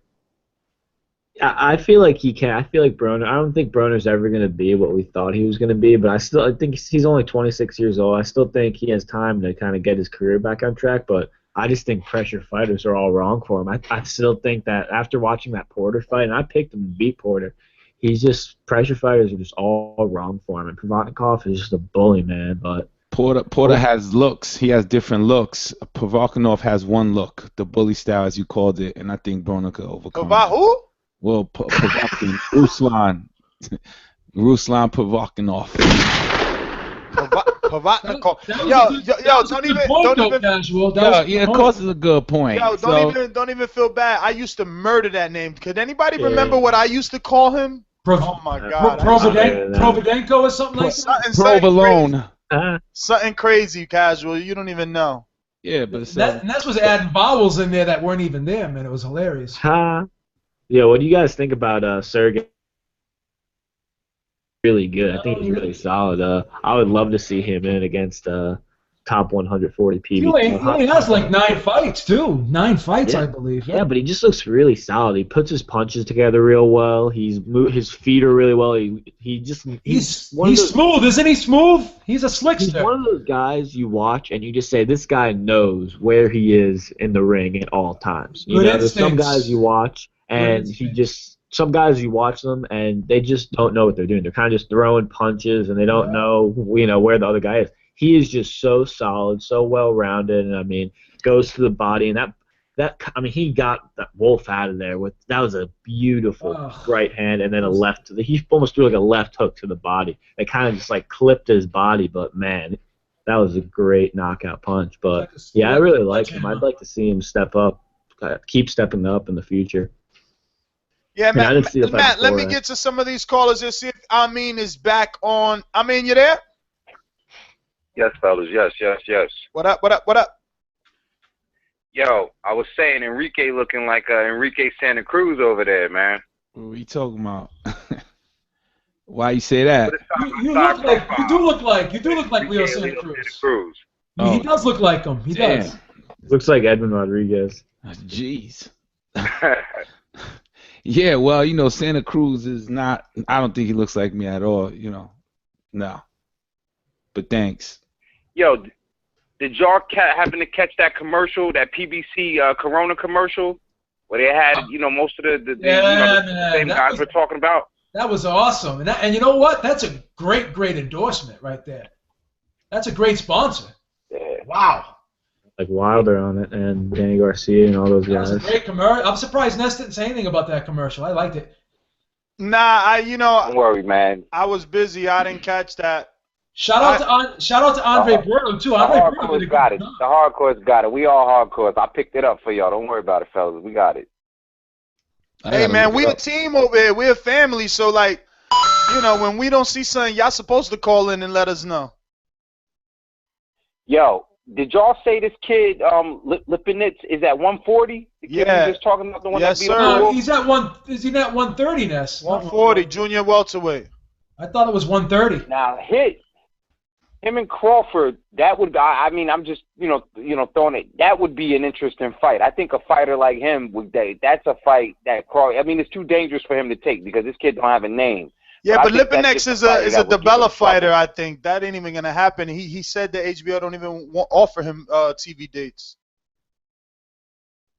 Yeah, but maybe maybe they'll do it on maybe they'll do it on a serve up like that. But Lipinets, 9-0, I don't know, man. It's so soon.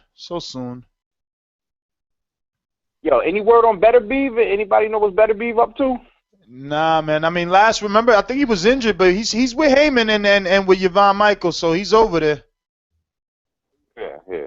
I ain't really got nothing, fellas, man. I was just listening, man. I'm like, I watched the Tuesday night joints. They were pretty good. We get it, man. Really just listening, fellas. We get it. It's a slow week, ladies and gentlemen. We totally understand. This is only for the hardcores out here. We understand. That was still a good show, though. I thought those fights were pretty good. No, definitely they were. Surprised a lot of people with those Eastern European names. They weren't expecting some of that. Let's take it out to another TBV alumni, writer, and everything. Actually, Steven is going to be graduating in May. Unfortunately, it's on a Saturday. We wanted to do it live. He actually wanted to be on the phone when he got the diploma on the podium and shit, be the first. But it's a Saturday, so we're thinking about doing a little special edition for Steven because he's been writing with us. And he even got college credits for writing with the Boxing Voice. So Steven is going to be officially our first intern to graduate college. And we're hoping to do an episode with Steven. Steven, what's going on, brother? Yo, what's up? Thank you for the very, very much appreciated, very, very well deserved. Thank you very much for the very, very well spoken credits that you're giving me for that, brother. I can't tell you, and all of you, because like you said, this is a TBV family, and I can't tell you all how excited I am to finally graduate. You guys have literally been with me through thick and thin. I first called you guys when I was first taking my very first journalism class, man. And I was sitting in my crappy ass break room at my shitty ass job serving tables, and I was like, damn, man, can't wait to call on the voice. As soon as I get off the clock, call you during my breaks, call you as soon as I got off. And literally the Boxing Voice helped make my dreams come true. And that's why I wanted to share it with everybody. I wanted so desperately to be able to graduate live on the show, because that would have been some fly shit. Because, it's cool when a bunch of random strangers are cheering you on with your family in one corner. But when you got your real family listening in live, that's all love, And that's what I appreciate most. But anyways, enough about me. First, I'll actually shout out, of course, to Ness and the Boxing Voice for helping my dreams come true. And if anyone else is looking to do it, I highly suggest you hit up the Boxing Voice. I I just want to talk about real quick about the Lemieux Tapia. I saw that was put on the undercard of Canelo-Khan. Is that signed for sure, or is that still like up in the air possibility? It's looking like it's for sure, man. Fernando Pimentel spoke to Glenn Tapia, and it's looking like over on ESPN, Rayfield is reporting that he spoke to someone too. That sounds about right. Well, damn. I'm very excited for that fight because it was a bummer when... The facts are it is not signed yet, but David Lemieux is penciled in to face Glenn Tapia on the Canelo Alvarez undercard. I hope that card goes through because I think that's a really good fight. I mean, Lemieux has proved to be not so much a suspect in terms of his chin because he did withstand a lot of those Gennady shots, but a suspect in terms of where he belongs in terms of talent among the elite. And I think Glenn Tapia is a good gauge for that, and I think Lemieux is a good gauge for Tapia because, you know, Glenn struggled, of course, with someone like Kirkland, but Kirkland's a hellblazer in those first couple rounds, and I'm not going to knock Tapia for not being able to weather that Kirkland storm back when Kirkland was, you know, an authentic beast. As of now, David Lemieux, you know, I know it's about David Lemieux. He's always got that little featherweight, little straw weight, chubby roll that probably rolls around his gym trunks. Anybody else notice that? He's kind of thick in the midsection. He's a lean guy, really ripped when he gets in shape.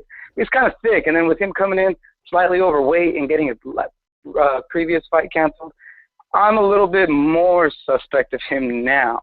And just because he really had no answers when Gennady was able to adjust on him.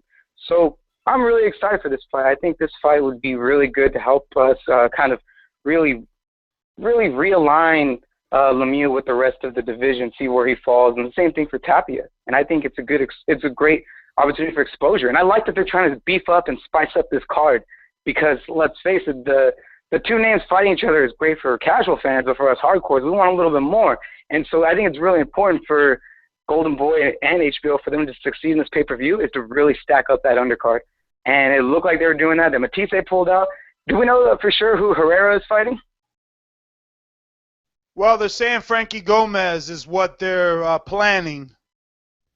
Okay, see, that's pretty good too. You know, that's why I want to see the card that they show Canelo Mayweather. You remember that card? How beautiful that was. Danny came out swinging against Matisse, pulled off an awesome upset. I think Leo Santa Cruz is on that undercard too. That was a really, really great card, and they need to do that. Poor Crawford and Postal, they don't deserve pay-per-view. That's just my opinion. They deserve to be paid good money and to fight on HBO. Pay-per-view is a different thing. Pay-per-view is supposed to be special. Like Pacquiao Bradley's arguably not even pay-per-view. And it is, and that's getting shoved down our throats. I'm not going to be able to afford. Who's arguing that it should be pay-per-view? Well, just a rumor, I guess, that it would become No. I'm saying they would need in order to make the money. No, Steven. You said that Pacquiao Bradley is arguably not pay-per-view. I said who's arguing that it is pay-per-view? You know what I'm saying? Nobody wanted to pay for that shit. Yeah, nobody don't want to pay no money for that one. I'm not trying to I'm going to probably just because at the end of the day I really like Bradley and Pacquiao, whatever. I'm willing to pay for his last fight if it is his last fight. Anyways, but I'm just saying that Crawford and Postal, it's a good fight. It should be regular. I would sacrifice watching Andre Ward versus Sullivan Barrera or possibly give me another HBO fight matchup. I might be willing to sacrifice that one just to watch Crawford Postal just so they could have the money to pay them so that we could watch it free. Because to be honest with you, that means more to me than Andre Ward versus Sullivan Barrera. Yeah, it's an important fight to see if Ward ends up fighting Kovalev down the line, but I do not think that it is a more important fight to show than Crawford Postal free on HBO. But that's my thing. Hey, I also heard Salido's obviously going to be fighting Vargas. I thought Salido was going to be fighting Roman Martinez. What happened to the rubber match? I'll let you guys go with that. You guys give me an answer on that, and go get some other callers. Well, you heard correctly, my friend. Salido's definitely fighting Vargas, and obviously Golden Boy offered him better money, and he walked away from that Roman Martinez fiasco. I mean, I'm tired of seeing that 3 fights of that. Me too. OG Money, St. Lou, holla. What up? Yep. What up, Ness? I got to start off by apologizing to my man D last week, man. Lees, I love you, man. Want to know what I'm feeling? I listen to myself, I'm like, man, I had to cut that shit out, man. So it's all right. I forgave you the minute you said those things to me. I forgave you. I would never be mad at you for that thing. You were voicing your opinion, and I respected it. Thank you for saying that, though. I appreciate it. And I kept going, though. Yeah, like, man, I apologize. But yeah, I accept your apology. Thank you very much. Yeah. Great moment. Toledo, I like that fight. That's a good fight. But I was saying about Crawford, man, Crawford and Poster. I don't think that fight happening next. I thought they were gonna probably try to swing it on us in the wintertime. Around the wintertime, it's like they both of them gonna have a fight. Then they gonna try to swing it for Terrence Crawford first pay-per-view fight. I still think they gonna do the shit. Like we saying, I don't know if HBO gonna do it, but I just think whoever Crawford fight next, which I thought was gonna be my man Ruslan, which he on Showtime now, so that probably don't happen. But I figure it depends on who my man damn, I'm slipping right now, next man. Sour Diesel got you leaning, OG. Oh no, that's what it is. That OG. No, I don't smoke. Oh man, so what's going on? Fight, man. Who that say you fight? Who? Crawford. They said Victor Postal. Postal. Yeah, it depends on who Postal fight next. To try to see if they gonna swing that fight on pay-per-view. Now, if Postal get somebody decent and then Crawford beat somebody decent, then they'd be looking forward to try to put that fight on pay-per-view. But I don't see them fighting next. And then I'm looking forward to this Ward fight coming up, man. That's what I'm waiting on for this week. Like, I like the Lipton kid. The little toe-to-toe battle on Tuesday was a little straight card, but wasn't really amazing. Everybody did what they supposed to do. I mean, I know the kid Wolf was going to fight like he did. I thought he was actually going to pull it off because he thought it with the body shot. He was getting some good advice at first, but I'm like, damn. But then, with that body shot, he cut him down. But yeah. Then what else did coming up? PVC. Did you say something about PVC did something on Showtime there? Like got a big contract deal or something? Al Heyman? Well, that was last week. Yeah, they announced a bunch of fights. The Wilder, Povetkin, the Joshua Martin, just a bunch. Selby, Eric Hunter, just their whole summer spring lineup. Right, yeah. It's kind of slow, yeah, but I ain't have too much to say on this, man. Just clicking there and listening to the show. I had to apologize to the feed. So I'll let y'all get to the next call, man. Still listen to the show. All right, OG Money Man. Thanks for calling in as always. Georgie Porgy, what's happening? Yo, let me holler at Cashel before anything, because I need my favorite. What's up, Cashel? What's up, Georgie? You good? Nigga, mad love to you, my dude. I miss you, nigga. Try to come often, I am. I've been working on some things. I'm gonna put them up on the Boxing Voice. You'll see me. Yeah, my nigga, no doubt. Let me talk real quick about that intro. First of all, that shit was sick, man. That was sick. Shout out to Dollar DiBiase Productions. Killed it. Coming through with that. We're gonna play that on the outro. Yeah, man. That shit was ill. Like that. Anyways, I would like to ask Beeves about the opposition. It's true that these men took the Wilder took 90% and these men agreed to 10% of the purse. I don't know. Whatever the fuck his name is. I don't know anything about that, but I do know if it went to a purse bid.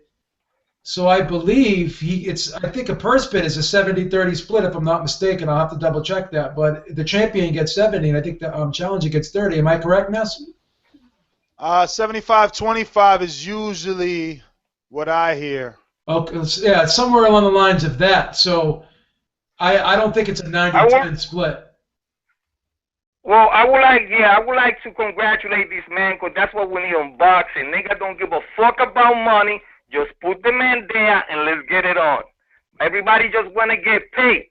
I remember when I grew up, how I learned about boxing, and somebody said that boxing is divided between Muhammad Ali time before and after because of the money. And now it's divided between Mayweather before Mayweather and after. So everybody wants this Mayweather fucking outrageous amount. It's crazy, bro. And then we got so many people out there, nobody want to fight. If HBO want to put a Postal Crawford fight, They gotta fill the undercard with some shit for pay-per-view, because nobody gonna buy that shit, man. Come on, bro. Even though it's a good fight, no mismatch, but pay-per-view? Negro, please. Anyways, let me talk about QB real quick. 1, 2, 3. One time somebody jumped on the chat talking shit about QB, and like 25 niggas come out to defend this man. It ain't no way you don't like QB. You gotta be a dick if you don't like QB.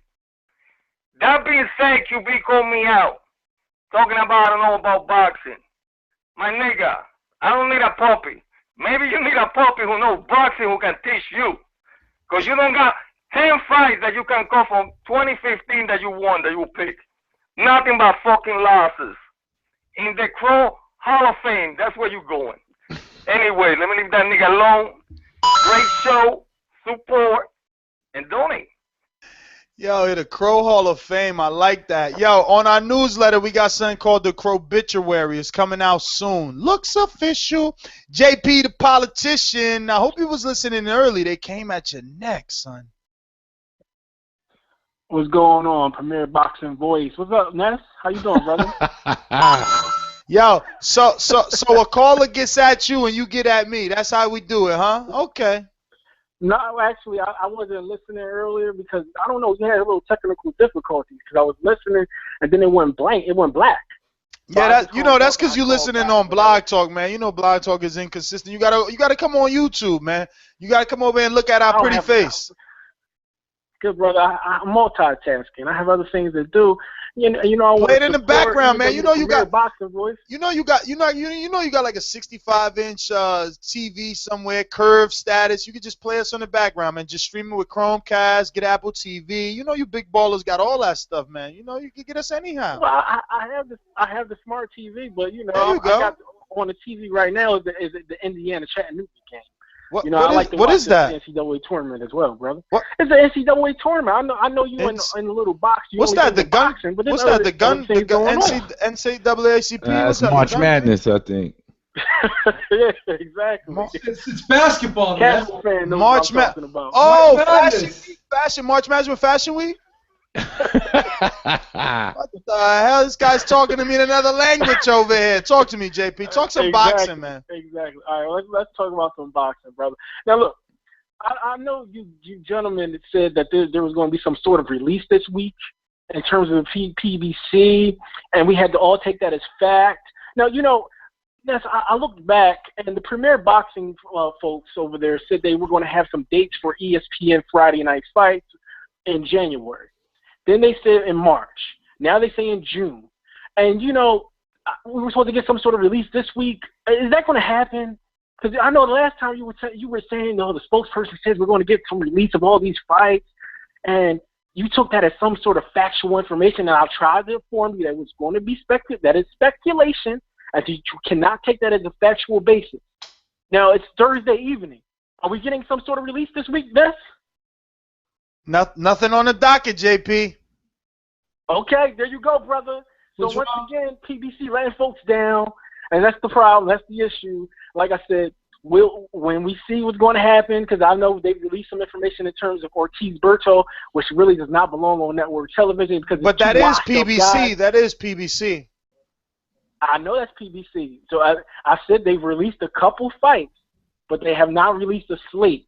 And if they release that also was this week, though, JP. Fights. To be fair, that was a release this week, making Ortiz Berto official. So technically, you know, that was released last week, brother. That was released last week, brother. No, March 17th. They released the undercard. The official undercard fight this week. The official press release was released March 17th. They released the additional. Oh no, you're right. The undercard. You're right. You're right. The undercard was released today. You're right. The Edwin Rodriguez, Thomas Williams fight, which was already the Sean Porter undercard, right? That was on the Sean Porter. No. Yeah, that used to be. Montiel was supposed to fight. Montiel. Oh yeah. Who was this? I heard about this fight with Williams and Rodriguez. I thought this fight was on. I thought Rodriguez had a fight on that undercard too. This was on someone else's undercard. I remember this fight with Thomas Williams already. I was waiting for this. I do too. Well, why? Why were you waiting for this? Well, because I knew that this was going to happen. They announced it, and it's a decent fight. Thomas Williams versus Rodriguez. Come on. I think it's a good fight, man. Thomas Williams don't belong in. No, JP, you're right. You're right, because you much rather watch Kovalev Pascal, right? That's way better. I'd rather watch Rodriguez Pascal. Or what about Terrence Crawford, Hank Lundy? Trash. Terrence Crawford, Hank Lundy. That's a lot better, right? I mean, come on, you got to stop with this picking sides shit, man. Did I smash that fight before it even came out? But what I'm saying is, listen, the only thing I'm saying is you got to stop with the picking sides. Both sides are serving you shit, I don't man. pick sides, brother. I call it how I see it. Really? Just like I called before the Crawford Lundy fight came out.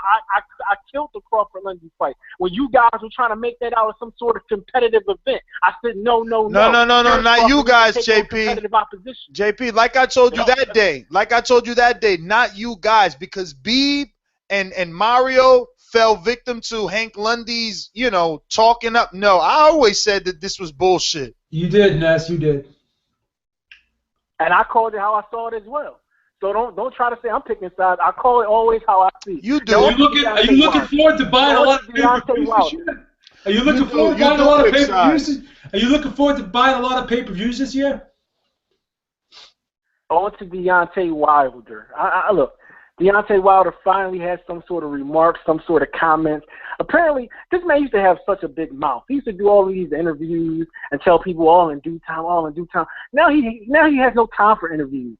Now he's releasing statements through PBC where no one has to have the opportunity to ask him any sort of question. It's all being done. It's never enough with you, JP. Deontay, why don't you get on any network or any media platform and say what you have to say, brother? Because you had a lot to say before, but now you have nothing to say. He's going to be on the O'Reilly Factor next week. He's going to be on the O'Reilly Factor next week. He doesn't have anything to say. He's getting 75% of $7.5 million, and he's going to defend his title versus a dude that Helenius beat. Number one, 10% of the purse is held up for the winner. He's getting 75. No, I think he gets 60. I think it's 70%. It's the split. The split usually is 75-25. It's usually 70 when it goes to purse bid. I believe it's 70. No, they have new rules. So 10% of the purse is going to be held for the winner of the fight.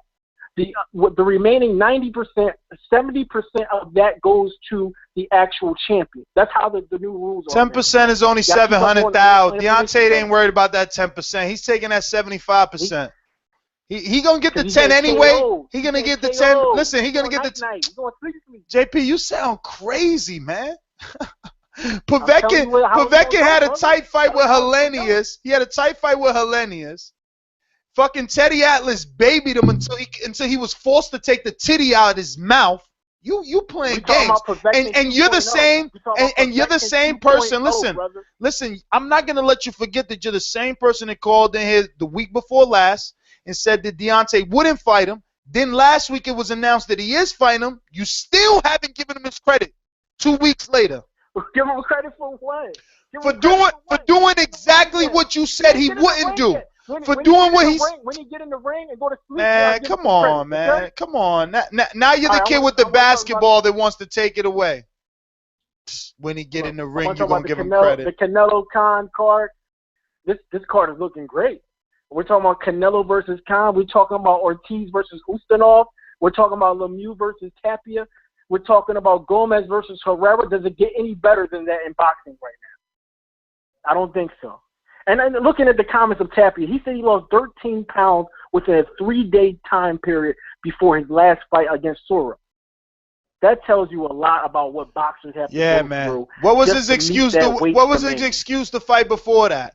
Come on, man. Stop believing the hype. Well, he took on Kirkland. Kirkland was a tornado. Yeah, was it even tornado at that time? Yeah, was it even Soro that he lost to? Because then he lost to the dude from Australia. He lost to Soro.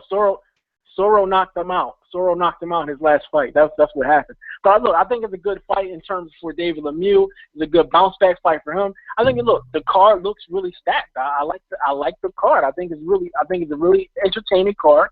And I think the Canelo-Khan fight is going to be something that the folks are going to be talking about a month later, because I think the entertainment value is going to really be there. So I'm looking forward to the night of that fight.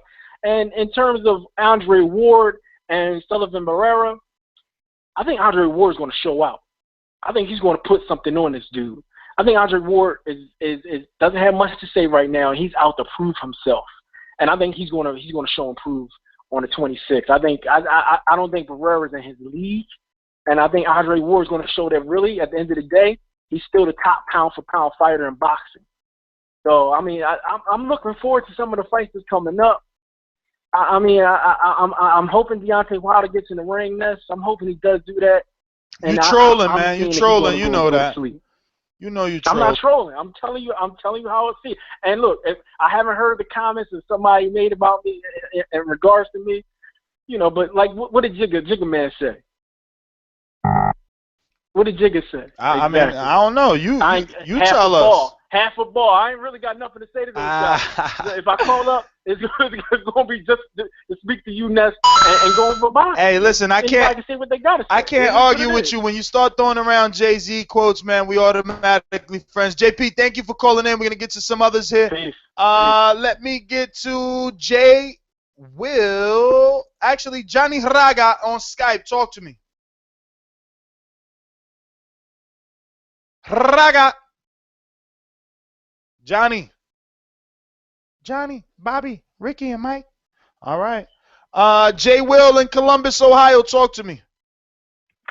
Yo, man. Yeah, what's up, man? Man, the last caller, man, he sounded real confident about this Ward-Sullivan fight, man. I'm gonna be honest, man. I'm gonna be real honest. I'm nervous, man. I just looking at him at 168.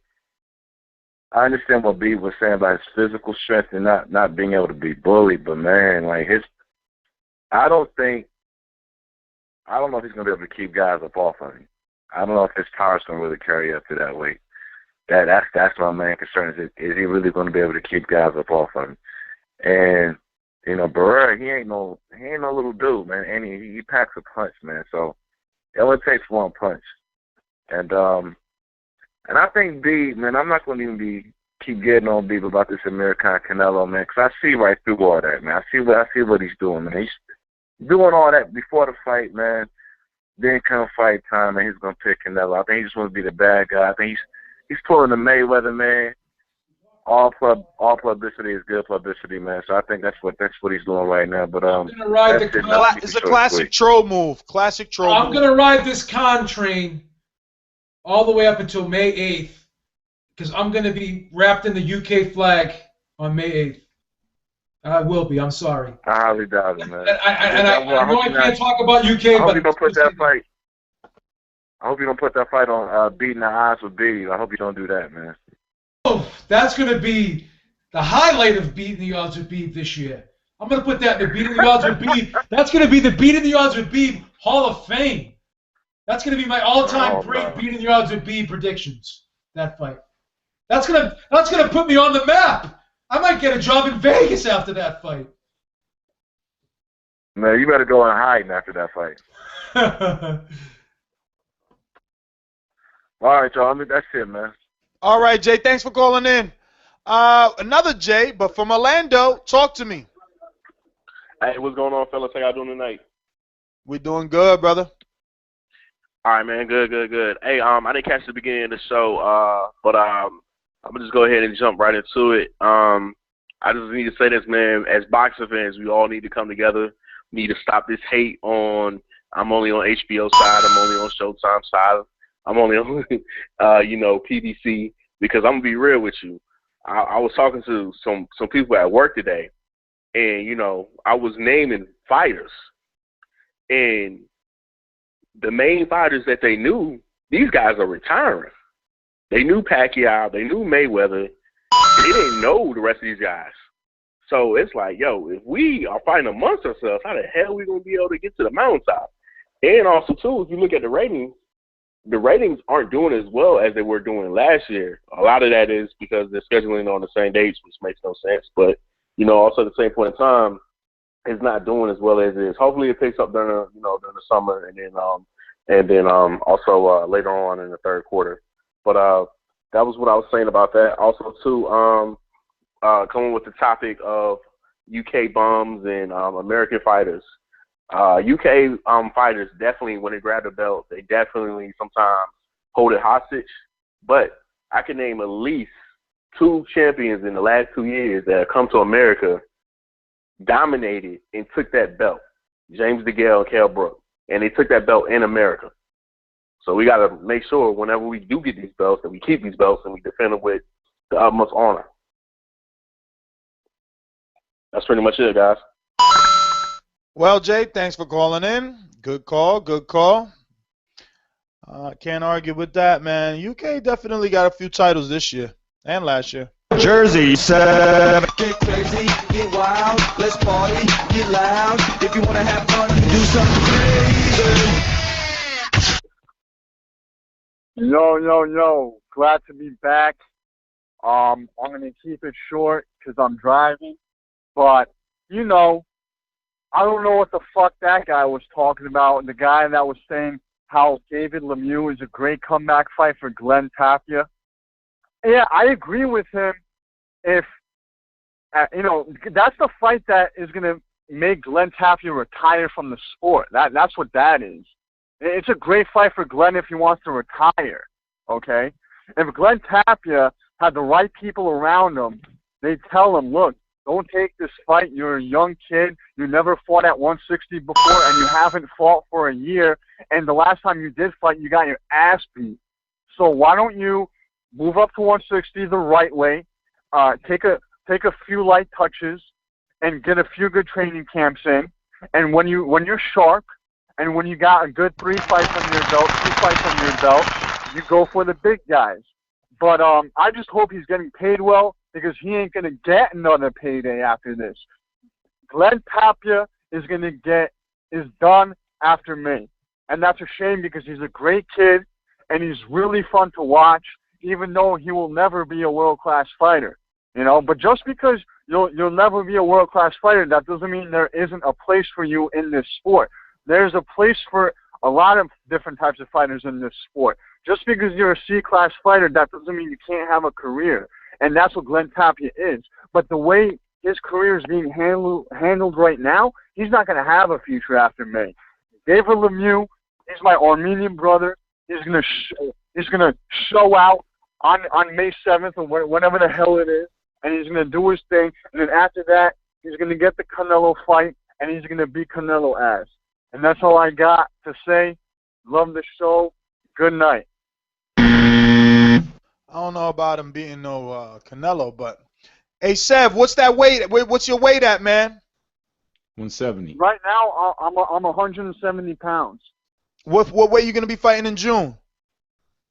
I don't know, but I'm moving up in weight because I'm not gonna be in the 50s anymore. That's for sure. So I'm probably moving up to middleweight or even light heavyweight. I'm just getting bigger and bigger every day. That's what's happening. What have you been doing? Drinking the protein shakes? What's going on? Oh, well, I've been doing a lot of strength and conditioning, so yeah, that's actually has a lot to do with it. Okay. You need to come work out with Ness over here, with the Dominican Nightmare. See what you got. Les says he wants to put in some work with you. Listen, Seb, we're gonna get back with you. All right, man. Yeah, man. Canelo on the card, definitely shaping up to be something worth purchasing. I don't know if I'm gonna buy it. I'm probably just gonna invite a few people over and let them pay for it. Whoever wants to watch it at my house and buy me food and pay for my pay-per-view, you're more than welcome to come. Because I don't know if I'm paying for Khan, man. I don't know. I'm gonna end up going to somebody's house or something. I don't know. I can't wait to buy that one, man. That's gonna be the best thing I bought this year. That fight. Listen, I like the fight, right? What I'm afraid of is buying it and it ends right away because Khan is Khan, man. You got to give Canelo more credit than that. I think Canelo's going to be able to last the distance. Hilarious. Khan said he's too big. He's getting too big for 147, didn't he? You see, yeah, no. Khan is jacked. That's what he said. I believe he said he looks immense right now. I'm afraid of Khan right now. He said he's always been a middleweight. He just didn't know. Huh? He is big. He is tall, and that is the reason why I'm giving him the benefit. Khan is ready. He is so big right now. He looks jacked. I think this is the first time I'm going into a fight being the underdog. It is. Didn't you state that, Beebs? Yes, I did. All right. So this guy is huge right now. I mean, he's about the Beeb size right now. Did you see them pictures? He's looking pretty fat, Beeb. Yeah, I saw that. No, he looks jacked. That's a little bit of water retention, but that'll come right off come fight time. A little water retention. That is true. You know, people were going crazy about that, but don't they know that when a fighter, starts to weight drop for the weigh-in, that's when they lean out. He's probably wearing a 48 jacket right now. That's how big he is. He's wearing a 48 jacket. Well, I hope so, man. I want to see Canelo go down. Looks like he has 18-inch arms right now. His arms are about the size of yours right now, Ness. Nah, hell no. Hell no. I didn't post it, you know. The girlfriend doesn't like me posting pictures of the biceps and nothing like that, but yo, them things went from 15 to 18 in 4 months is all I'm saying. Gus, talk to me. Khan is jacked. Tell him, Gus. Yeah, what up, Ness? Beeb? No. Sounds like What up, Gus? Yeah, Ness, at the start of the show, yourself and Beeb were talking about the pound-per-pound fighters, and the list that you mentioned now the Gus is going to give you a left field pound-per-pound king, or a fighter that I respect the most. Get him, Gus, get him. Now, in an era where... Gus, just be aware that list that we recited was Jim Lampley's. Yeah, exactly. So in an era, Ness, where everybody wants a fight, where nobody wants to fight each other, where fighters are fighting, maybe once, twice, and if they fight 3 times a year, they start stroking their own dicks. Now you've got individuals like James De La Rosa, who refuses to fight with a 3.5 pound weight discrepancy despite having an additional 40% purse. And then you've got people like Andre Berto, who pulls out of a potential playoff for the WBC championship belt to go back and fight Victor Ortiz, a guy who's more interested in Hollywood than he is boxing. Where you've got fighters like the so-called TBE, who has 49 fights in 20 years. Or if you go back in history and look at the great Lou Ambers, this guy retired when he was 28 years old and he had 106 fights. It's a disgrace. So, the fighter who's Gussie's pound-for-pound king is Darnell Boone. Now, this guy might have had 23 losses, but let's face it, he's fought everyone. He fought Sergey Kovalev twice. He fought Andre Ward. He fought Erizlandi Lara. He fought Adonis Stevenson. Everyone you can name off. He's my man, mate. And he'll fight at anybody at any time, 10 days notice, whatever. Darnell Boone. That's my dog. Gus, don't go nowhere, man. Don't go nowhere. I just wanna go through Gus logic one more time. I wanna write all this down. Darnell Boone, who lost to everyone you mentioned, is pound for pound number 1 somehow for losing. And what else did you say? He got a few robberies. I mean, no, that's fine though. That's fine. No. Look, I'm not even arguing that. That's cool. He's pound for pound number 1. What was the other thing you said? Oh, David Lemieux, right? Was it David Lemieux? No, it was sort of the attitude of these fighters. De La Rosa was 1. You said something right before the Mayweather resume type of thing. I didn't want to interrupt. This is why I interrupt people, because I would have forgot. I tried to get the pen in time. Damn it. Because you were mentioning the fact that we're in this. Yeah, Andre Berto. Okay, so perfect. I'm so happy you did that. Andre Berto, right? So, yeah, he pulled out of the WBC tournament, right? To fight Victor Ortiz. Wait a minute. You see, you're so quick to judge, you know? But in this sport, the fighter is damned if he does, damn if he doesn't. Because, Beeb, if he doesn't avenge a loss, he's a pussy. If he doesn't avenge a loss, he's scared to get that rematch. He's scared. Why doesn't he want revenge? Why doesn't he want redemption? Now he goes for it, and he's still a pussy. Come on, Gus. Gus, I'm going to say one thing real quick. What's a more illustrious opportunity to win an esteemed title? Surely I don't know. Fighting Victor Ortiz, who's fucking known or fighting Lamont Peterson? Gus, moving up in weight. Fighting Lamont Peterson gives him a chance to fight for a belt. Gus, let me say one thing. Surely beating Victor Ortiz. Listen, beating Victor Ortiz. That proves the Floyd Mayweather fight was a fucking fix. No, because he listen. accepted the payday, and now he doesn't even want to go back and fight for a title. Listen, it just proves that fighting was a Victor Ortiz on Fox is a bigger opportunity and can result in a bigger payday. That's a load. That fight is a load of bollocks completely. No, but Gus, that fight is going to be a very entertaining matchup. I think when you watch that fight, Gus, let's take away the names. Let's take away all this. Let's take away all the circumstances. And I hate to be, this guy that repeatedly says this cliche over and over again. But these two styles will make for an entertaining fight. Listen, I was so excited after the first fight, waiting for the second fight. I learned who Victor Ortiz was, an electrifying fighter. I believed in him. This is going to be a big fight. Bomb Squad! That's right, Gus. You lose. You're going to like this fight, Gus. Gus, you're the only one. You're the only one that doesn't like this, man. You and the guys that say this is sell pass date. But what you guys got to understand, you sell pass dates. Glenn Tapia is fighting again. Like I said earlier, DeMarcus Coley is still fighting. Everyone is still fighting. Derek Chisora just got a shot at Kokrat Pulev. These guys are still gonna fight. You were castigating Derek Chisora before, yeah. I heard the little. No, I wasn't. Hold on. No, I wasn't. Gus, remember what I said. Gus, remember I said I bet you Anthony Joshua, if he wins the title from Martin, would end up fighting Derek Chisora. And we're not going to be able to be mad about it. That's what I said. So today when I opened the show, I said, look, I'm not mad because I said I wouldn't be mad if Joshua fought Derek Chisora. So you're lying, Gus. You're wrong.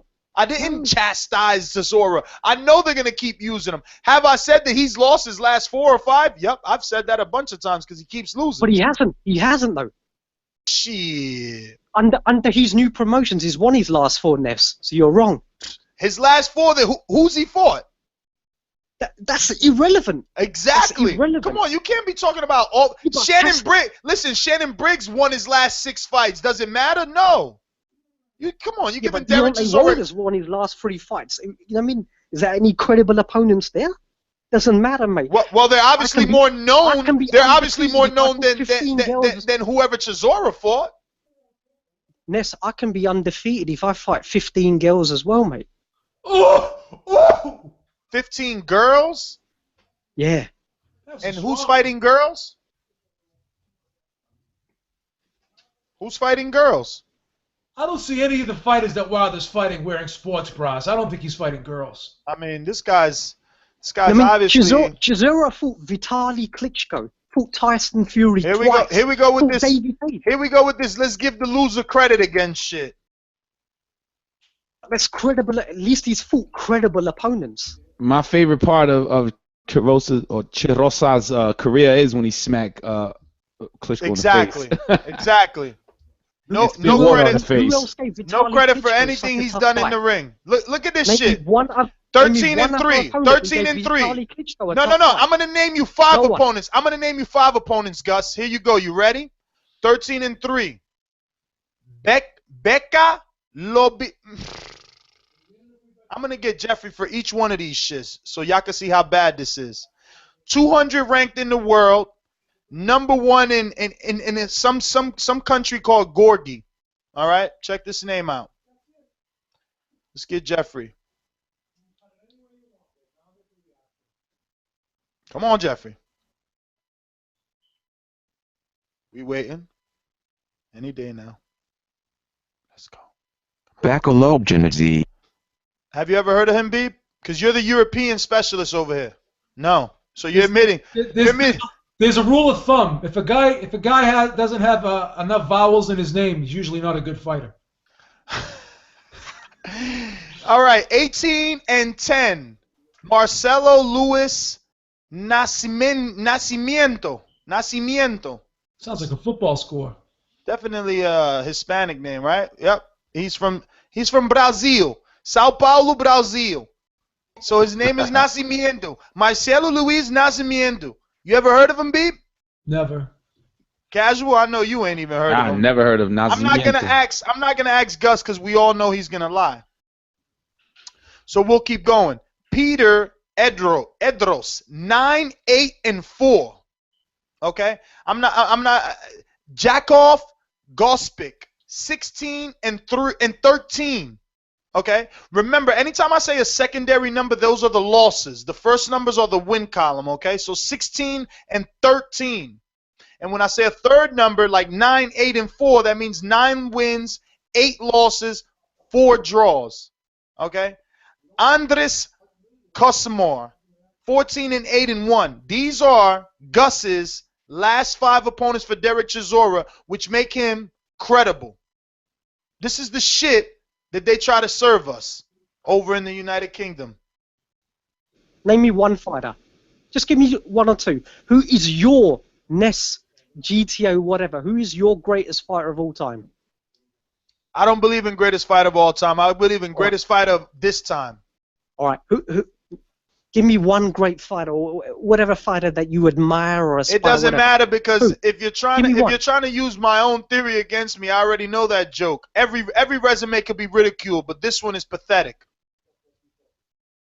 No, mate. It's not pathetic. Okay, how about this? Let's play a game of. Let's play a game of all of these fighters. Listen, not let's play a them, game of what fight did Derek Chisora really win?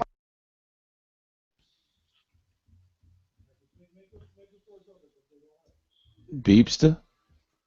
Derek Chisora beat Malik Scott. That's his biggest win. Yeah. That's the biggest win.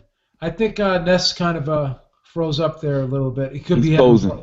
He's posing for a pick. Could be having blog talk issues. It's all good. It's all good, man. So we're gonna have to grab the reins here.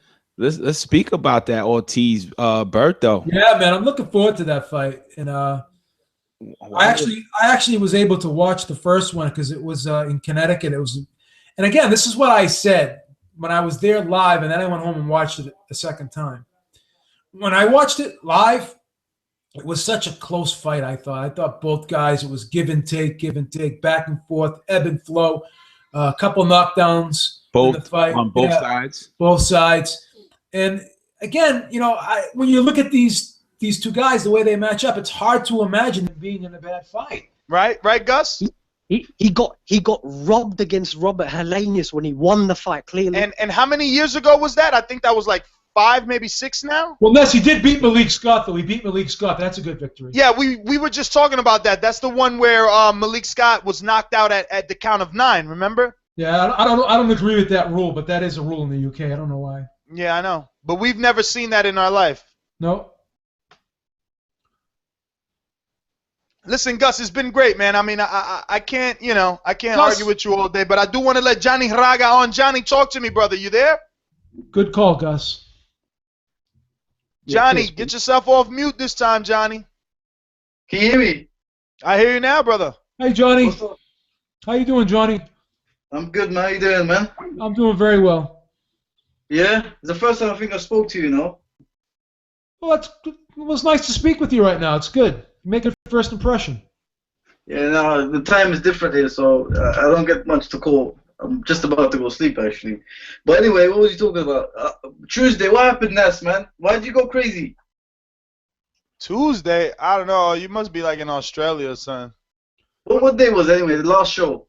Sunday. I went crazy because the Beeb is always trying to push a narrative here on the show. I have to admit, the last show I was antagonizing Ness a little bit, and I was joking, but I will never do that to Ness again because I could never live with myself if I found out the next day Ness took a heart attack because of something I said.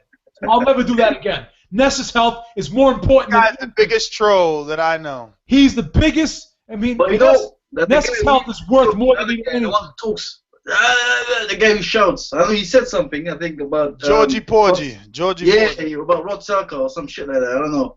But that guy. Ness was right. What he said. Huh?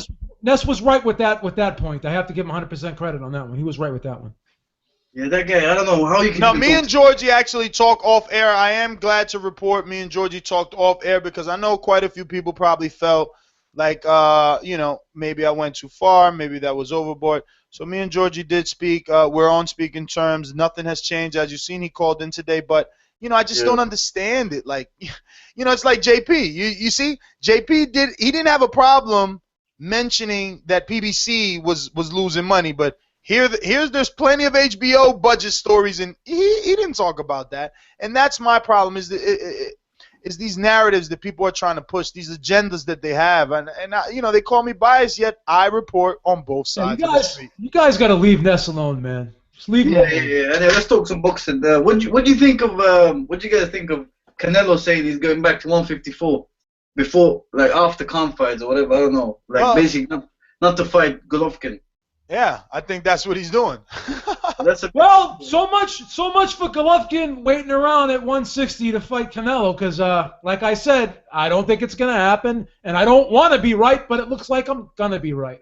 He made it clear that he wasn't waiting for Canelo. They've always made it clear they were waiting for the title. The WBC title is what they're interested in. Okay. Yeah. And what do you think of? Now you must have said something about you're not gonna be watching Khan and Canelo's fight, unless. No, I'm gonna watch it. I'm just hoping that someone is willing to come to my house and pay for the pay-per-view instead of me. I'm gonna buy it for you, Ness. I never got you anything for your birthday. I'll buy it for you. Whoever wants to hang out with Ness and watch that pay-per-view on a nice May night, you know what I mean? Drink a couple of brewskis. I'll drink water. You know. So you'd rather watch a boring Mayweather fight and you pay for that rather than an action-packed fight? I don't get you guys, man. Action-packed. Action-packed. Someone's getting knocked out. When can we say that about Mayweather? Yeah, yeah. Who's getting knocked out? Who's getting knocked out? Khan. Hey, were you in New York last week? Were you the guy I talked to on Facebook? No, I'm in Amsterdam, man. I've never been to America. Oh, I'm sorry. I apologize. No, it's cool, but Amsterdam. I want to be over there. Everything's legal. Everything's legal over there, right? Isn't everything legal? They got the coffee shops and everything, man. Red light district is there. I'd have a blast down there. Ooh, I can't say that. If you live it, that's for tourists, though. The people live it they're not really interested in that shit, to be honest. It's just tourist kind of thing. I hear you, man. Getting laid by prostitutes, kind of like, you know what? Yeah, it's kind of like low, to be honest. Here, if one of my friends found out, I go there maybe if you're 15 or 12, yeah, that's okay, but. Whoa, okay, we're going off track here. Let's reel it in. Yeah, let's talk some boxing. So you I don't get you guys, man. Like I went to see the Klitschko fight. What's his name? Klitschko and Tyson Fury. Last time they fought, I left after round 6. It was just waste of money. Imagine going to these dumb fights. And that's crazy. How you gonna leave from the biggest heavyweight fight of the last decade at the 6th round? Though, to be honest, I don't really care about the names. I want to see a good fight. You know, Khan and Canelo are going to give me some sort of entertainment, you know, rather than the Klitschko and Tyson Fury. You know, I've noticed something about boxing. The most people who speak loud, like brash, those guys never bring action. I don't get it. Hey, Johnny, man, I got to cut out, man. It's already 9:30. Got to go, Johnny. You've been on. All right, brother. Let me see here. I'm going on drive-by. 214, talk to me. Go. Hello? Yes, sir. Drive-by mode. All right. Hey, this is Class and Bound. Yeah, real quickly. Well, I don't really know what the topics are for tonight because I actually just got back home. But I heard a couple of the callers, and I know this probably isn't the topic, but I mean, he's talking about, action-packed fights. Honestly, if you just want to see people go beat their heads in, go watch a barroom fight. Like, this is boxing. This isn't like this isn't street fighting. Like, come on now. Like, boxing is a sport. It has rules. Like, what Floyd Mayweather does is impressive. No, like 99.9% of people can't do what he does. People can't do what Manny Pacquiao does, what Pernell Whitaker does. Like, all these fighters, like, people need to stop acting like this is something that they can do themselves and really start appreciating the fighters. And as for the heavyweight fight, that Pulev and Chisora fight, I like that fight. An awesome fight. I'll definitely watch it. I mean, what's another topic? What's up for tonight? Sorry if I'm taking too much. Well, it is drive-by, my friend, so we have to run. I apologize. Try to call in earlier, but next time the topic is always whatever you want. It's the voice of the people, so we will allow you to voice your opinion. 323, you're up. Who's this? Can you guys just come in a little bit? 323.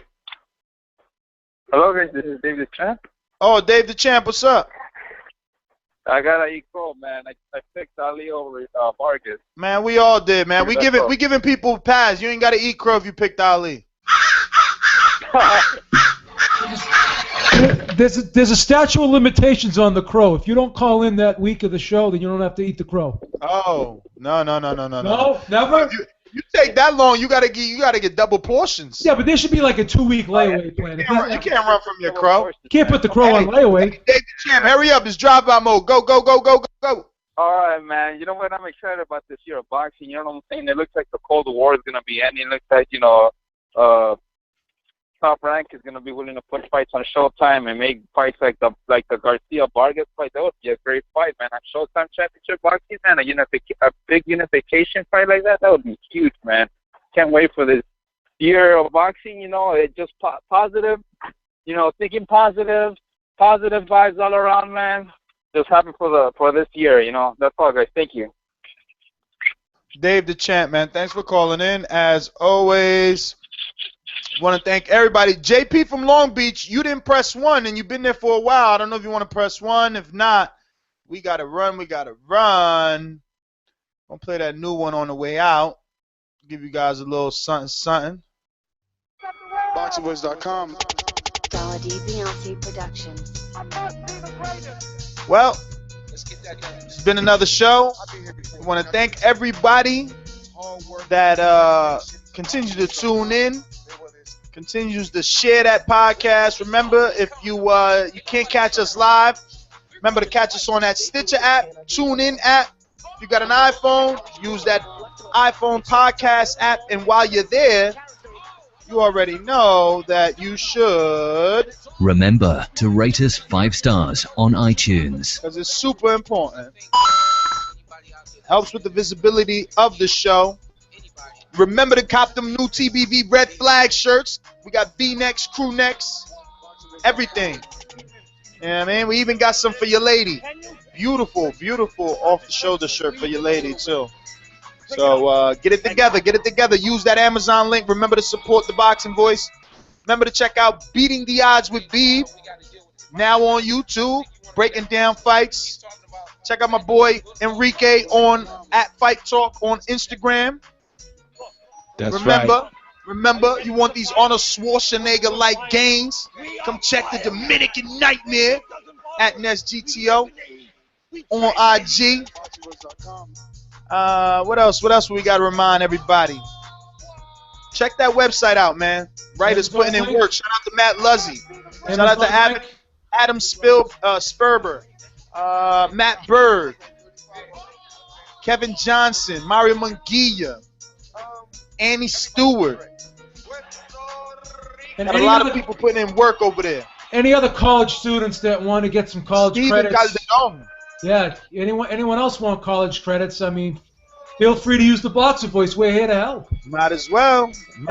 Steven Calderon definitely got his college credits. That's amazing, you know. So when he gets his diploma, a picture of that's going on my wall. You know. Use the Amazon link. Download the app. Use the Amazon link. That's right. Don't forget that app, both on Android and iPhone. You know? Yeah. Probably on Apple TV now, since they got the Apple TV 3 or 4, whatever generation that is. Yeah. I guess we'll be back Sunday. It is a slow week, so send us some suggestions via Twitter or Instagram. You can email us. Get that mailbag going, because this Sunday might be a dim show. I'm pretty sure Beeb will come up with something. Maybe Carl Frampton. You know. Yeah, Carl Frampton looked out the window. There'll be something to talk about. We'll figure it out. Kell Brook. Maybe we could talk about Kell Brook, you know. Finally took a piece standing up. I don't know. We'll find something to talk about. Something. What you think about this intro, Casual? I like it. I was trying to hear the background, the words, but it's dope. It felt dope. Dollar DB Aussie production. Holla. We out. Peace. Y'all want to shout out the social medias? Yeah, JHabib1 on Twitter, Joe Habib on Facebook, Joe Habib on Instagram. ThaBoxingvoice.com for some of the best articles on the hottest news in today's boxing. TBV _ casual fan on Twitter, at Fight Talk. Yeah. On IG. You got to say that. My on Instagram IG. is my Instagram. Casual fan, a.k.a. Leo Santa Cruz. Oh, shit. Clark Kent in the house. He threw the glasses Yeah. Superman in the booth. We don't even know. That's coming out next Friday. I can't wait to see that. Is it really next Friday? Next Friday, baby. No. I thought it was May. No. I thought it was. I think it's April, isn't it? April 25th is next Friday. I think it's. No, April 25th is not next Friday. Next Friday would be Yeah, March. it is. March 25th, my fault. Let me see. Dawn of Justice. Let me double check that. Double check that, babe. Dawn of Justice. Are we having a party? Is it next Friday? Is it next Friday? You say, hope I'm right. I hope I'm right. Dawn of Justice. Yo, I'm serious on that Canelo-Khan offer, man. Anybody wanna come hang out, watch that fight? As long as you treat me, it's all good. I think I should have a fight party, man. Have a little fight. March, We'll get March together. 25th. Intimate. March 25th. Oh shit! Date night. March Date night. 25th. What time does it come out? Thursday though, or midnight, or does it come out Friday? Probably comes out Thursday midnight. Oh, you do the midnight shows? Yeah, hell yeah, but I did for the last Thor. I mean, I love all of them. I love all comic book movies. I love all comic book movies. And guess what else is coming out in May? What? Civil War. Oh yeah. That's gonna be great. Everybody's fighting each other now. Now it's Captain America versus Thor. Iron Man, and then no, it's versus Iron Man this time. And then you got Bucky's gonna be in that. You got Batman versus Superman now. I mean, it's getting crazy. It's getting crazy. Listen, man. Once again, at NestGTO on Twitter, at NestGTO on Instagram. Head on over to ThaBoxingvoice.com. Don't forget that Gennady Golovkin glove giveaway. We actually got a bunch of gloves, but one at a time because Golovkin's coming up. When's that fight happening? April what? That's March, that fight, isn't it? Nah, that's April. April 26th or something like that. Is that one in April too? I know they've been promoting it early. That's all. That's why they sold in all those tickets. They know how to promote. Yeah. Anyway, we out of here, man. Ladies and gentlemen, we see you Sunday. Peace. Peace out. Thank you for using Blog Talk Radio. Goodbye. Mañana. Bye-bye.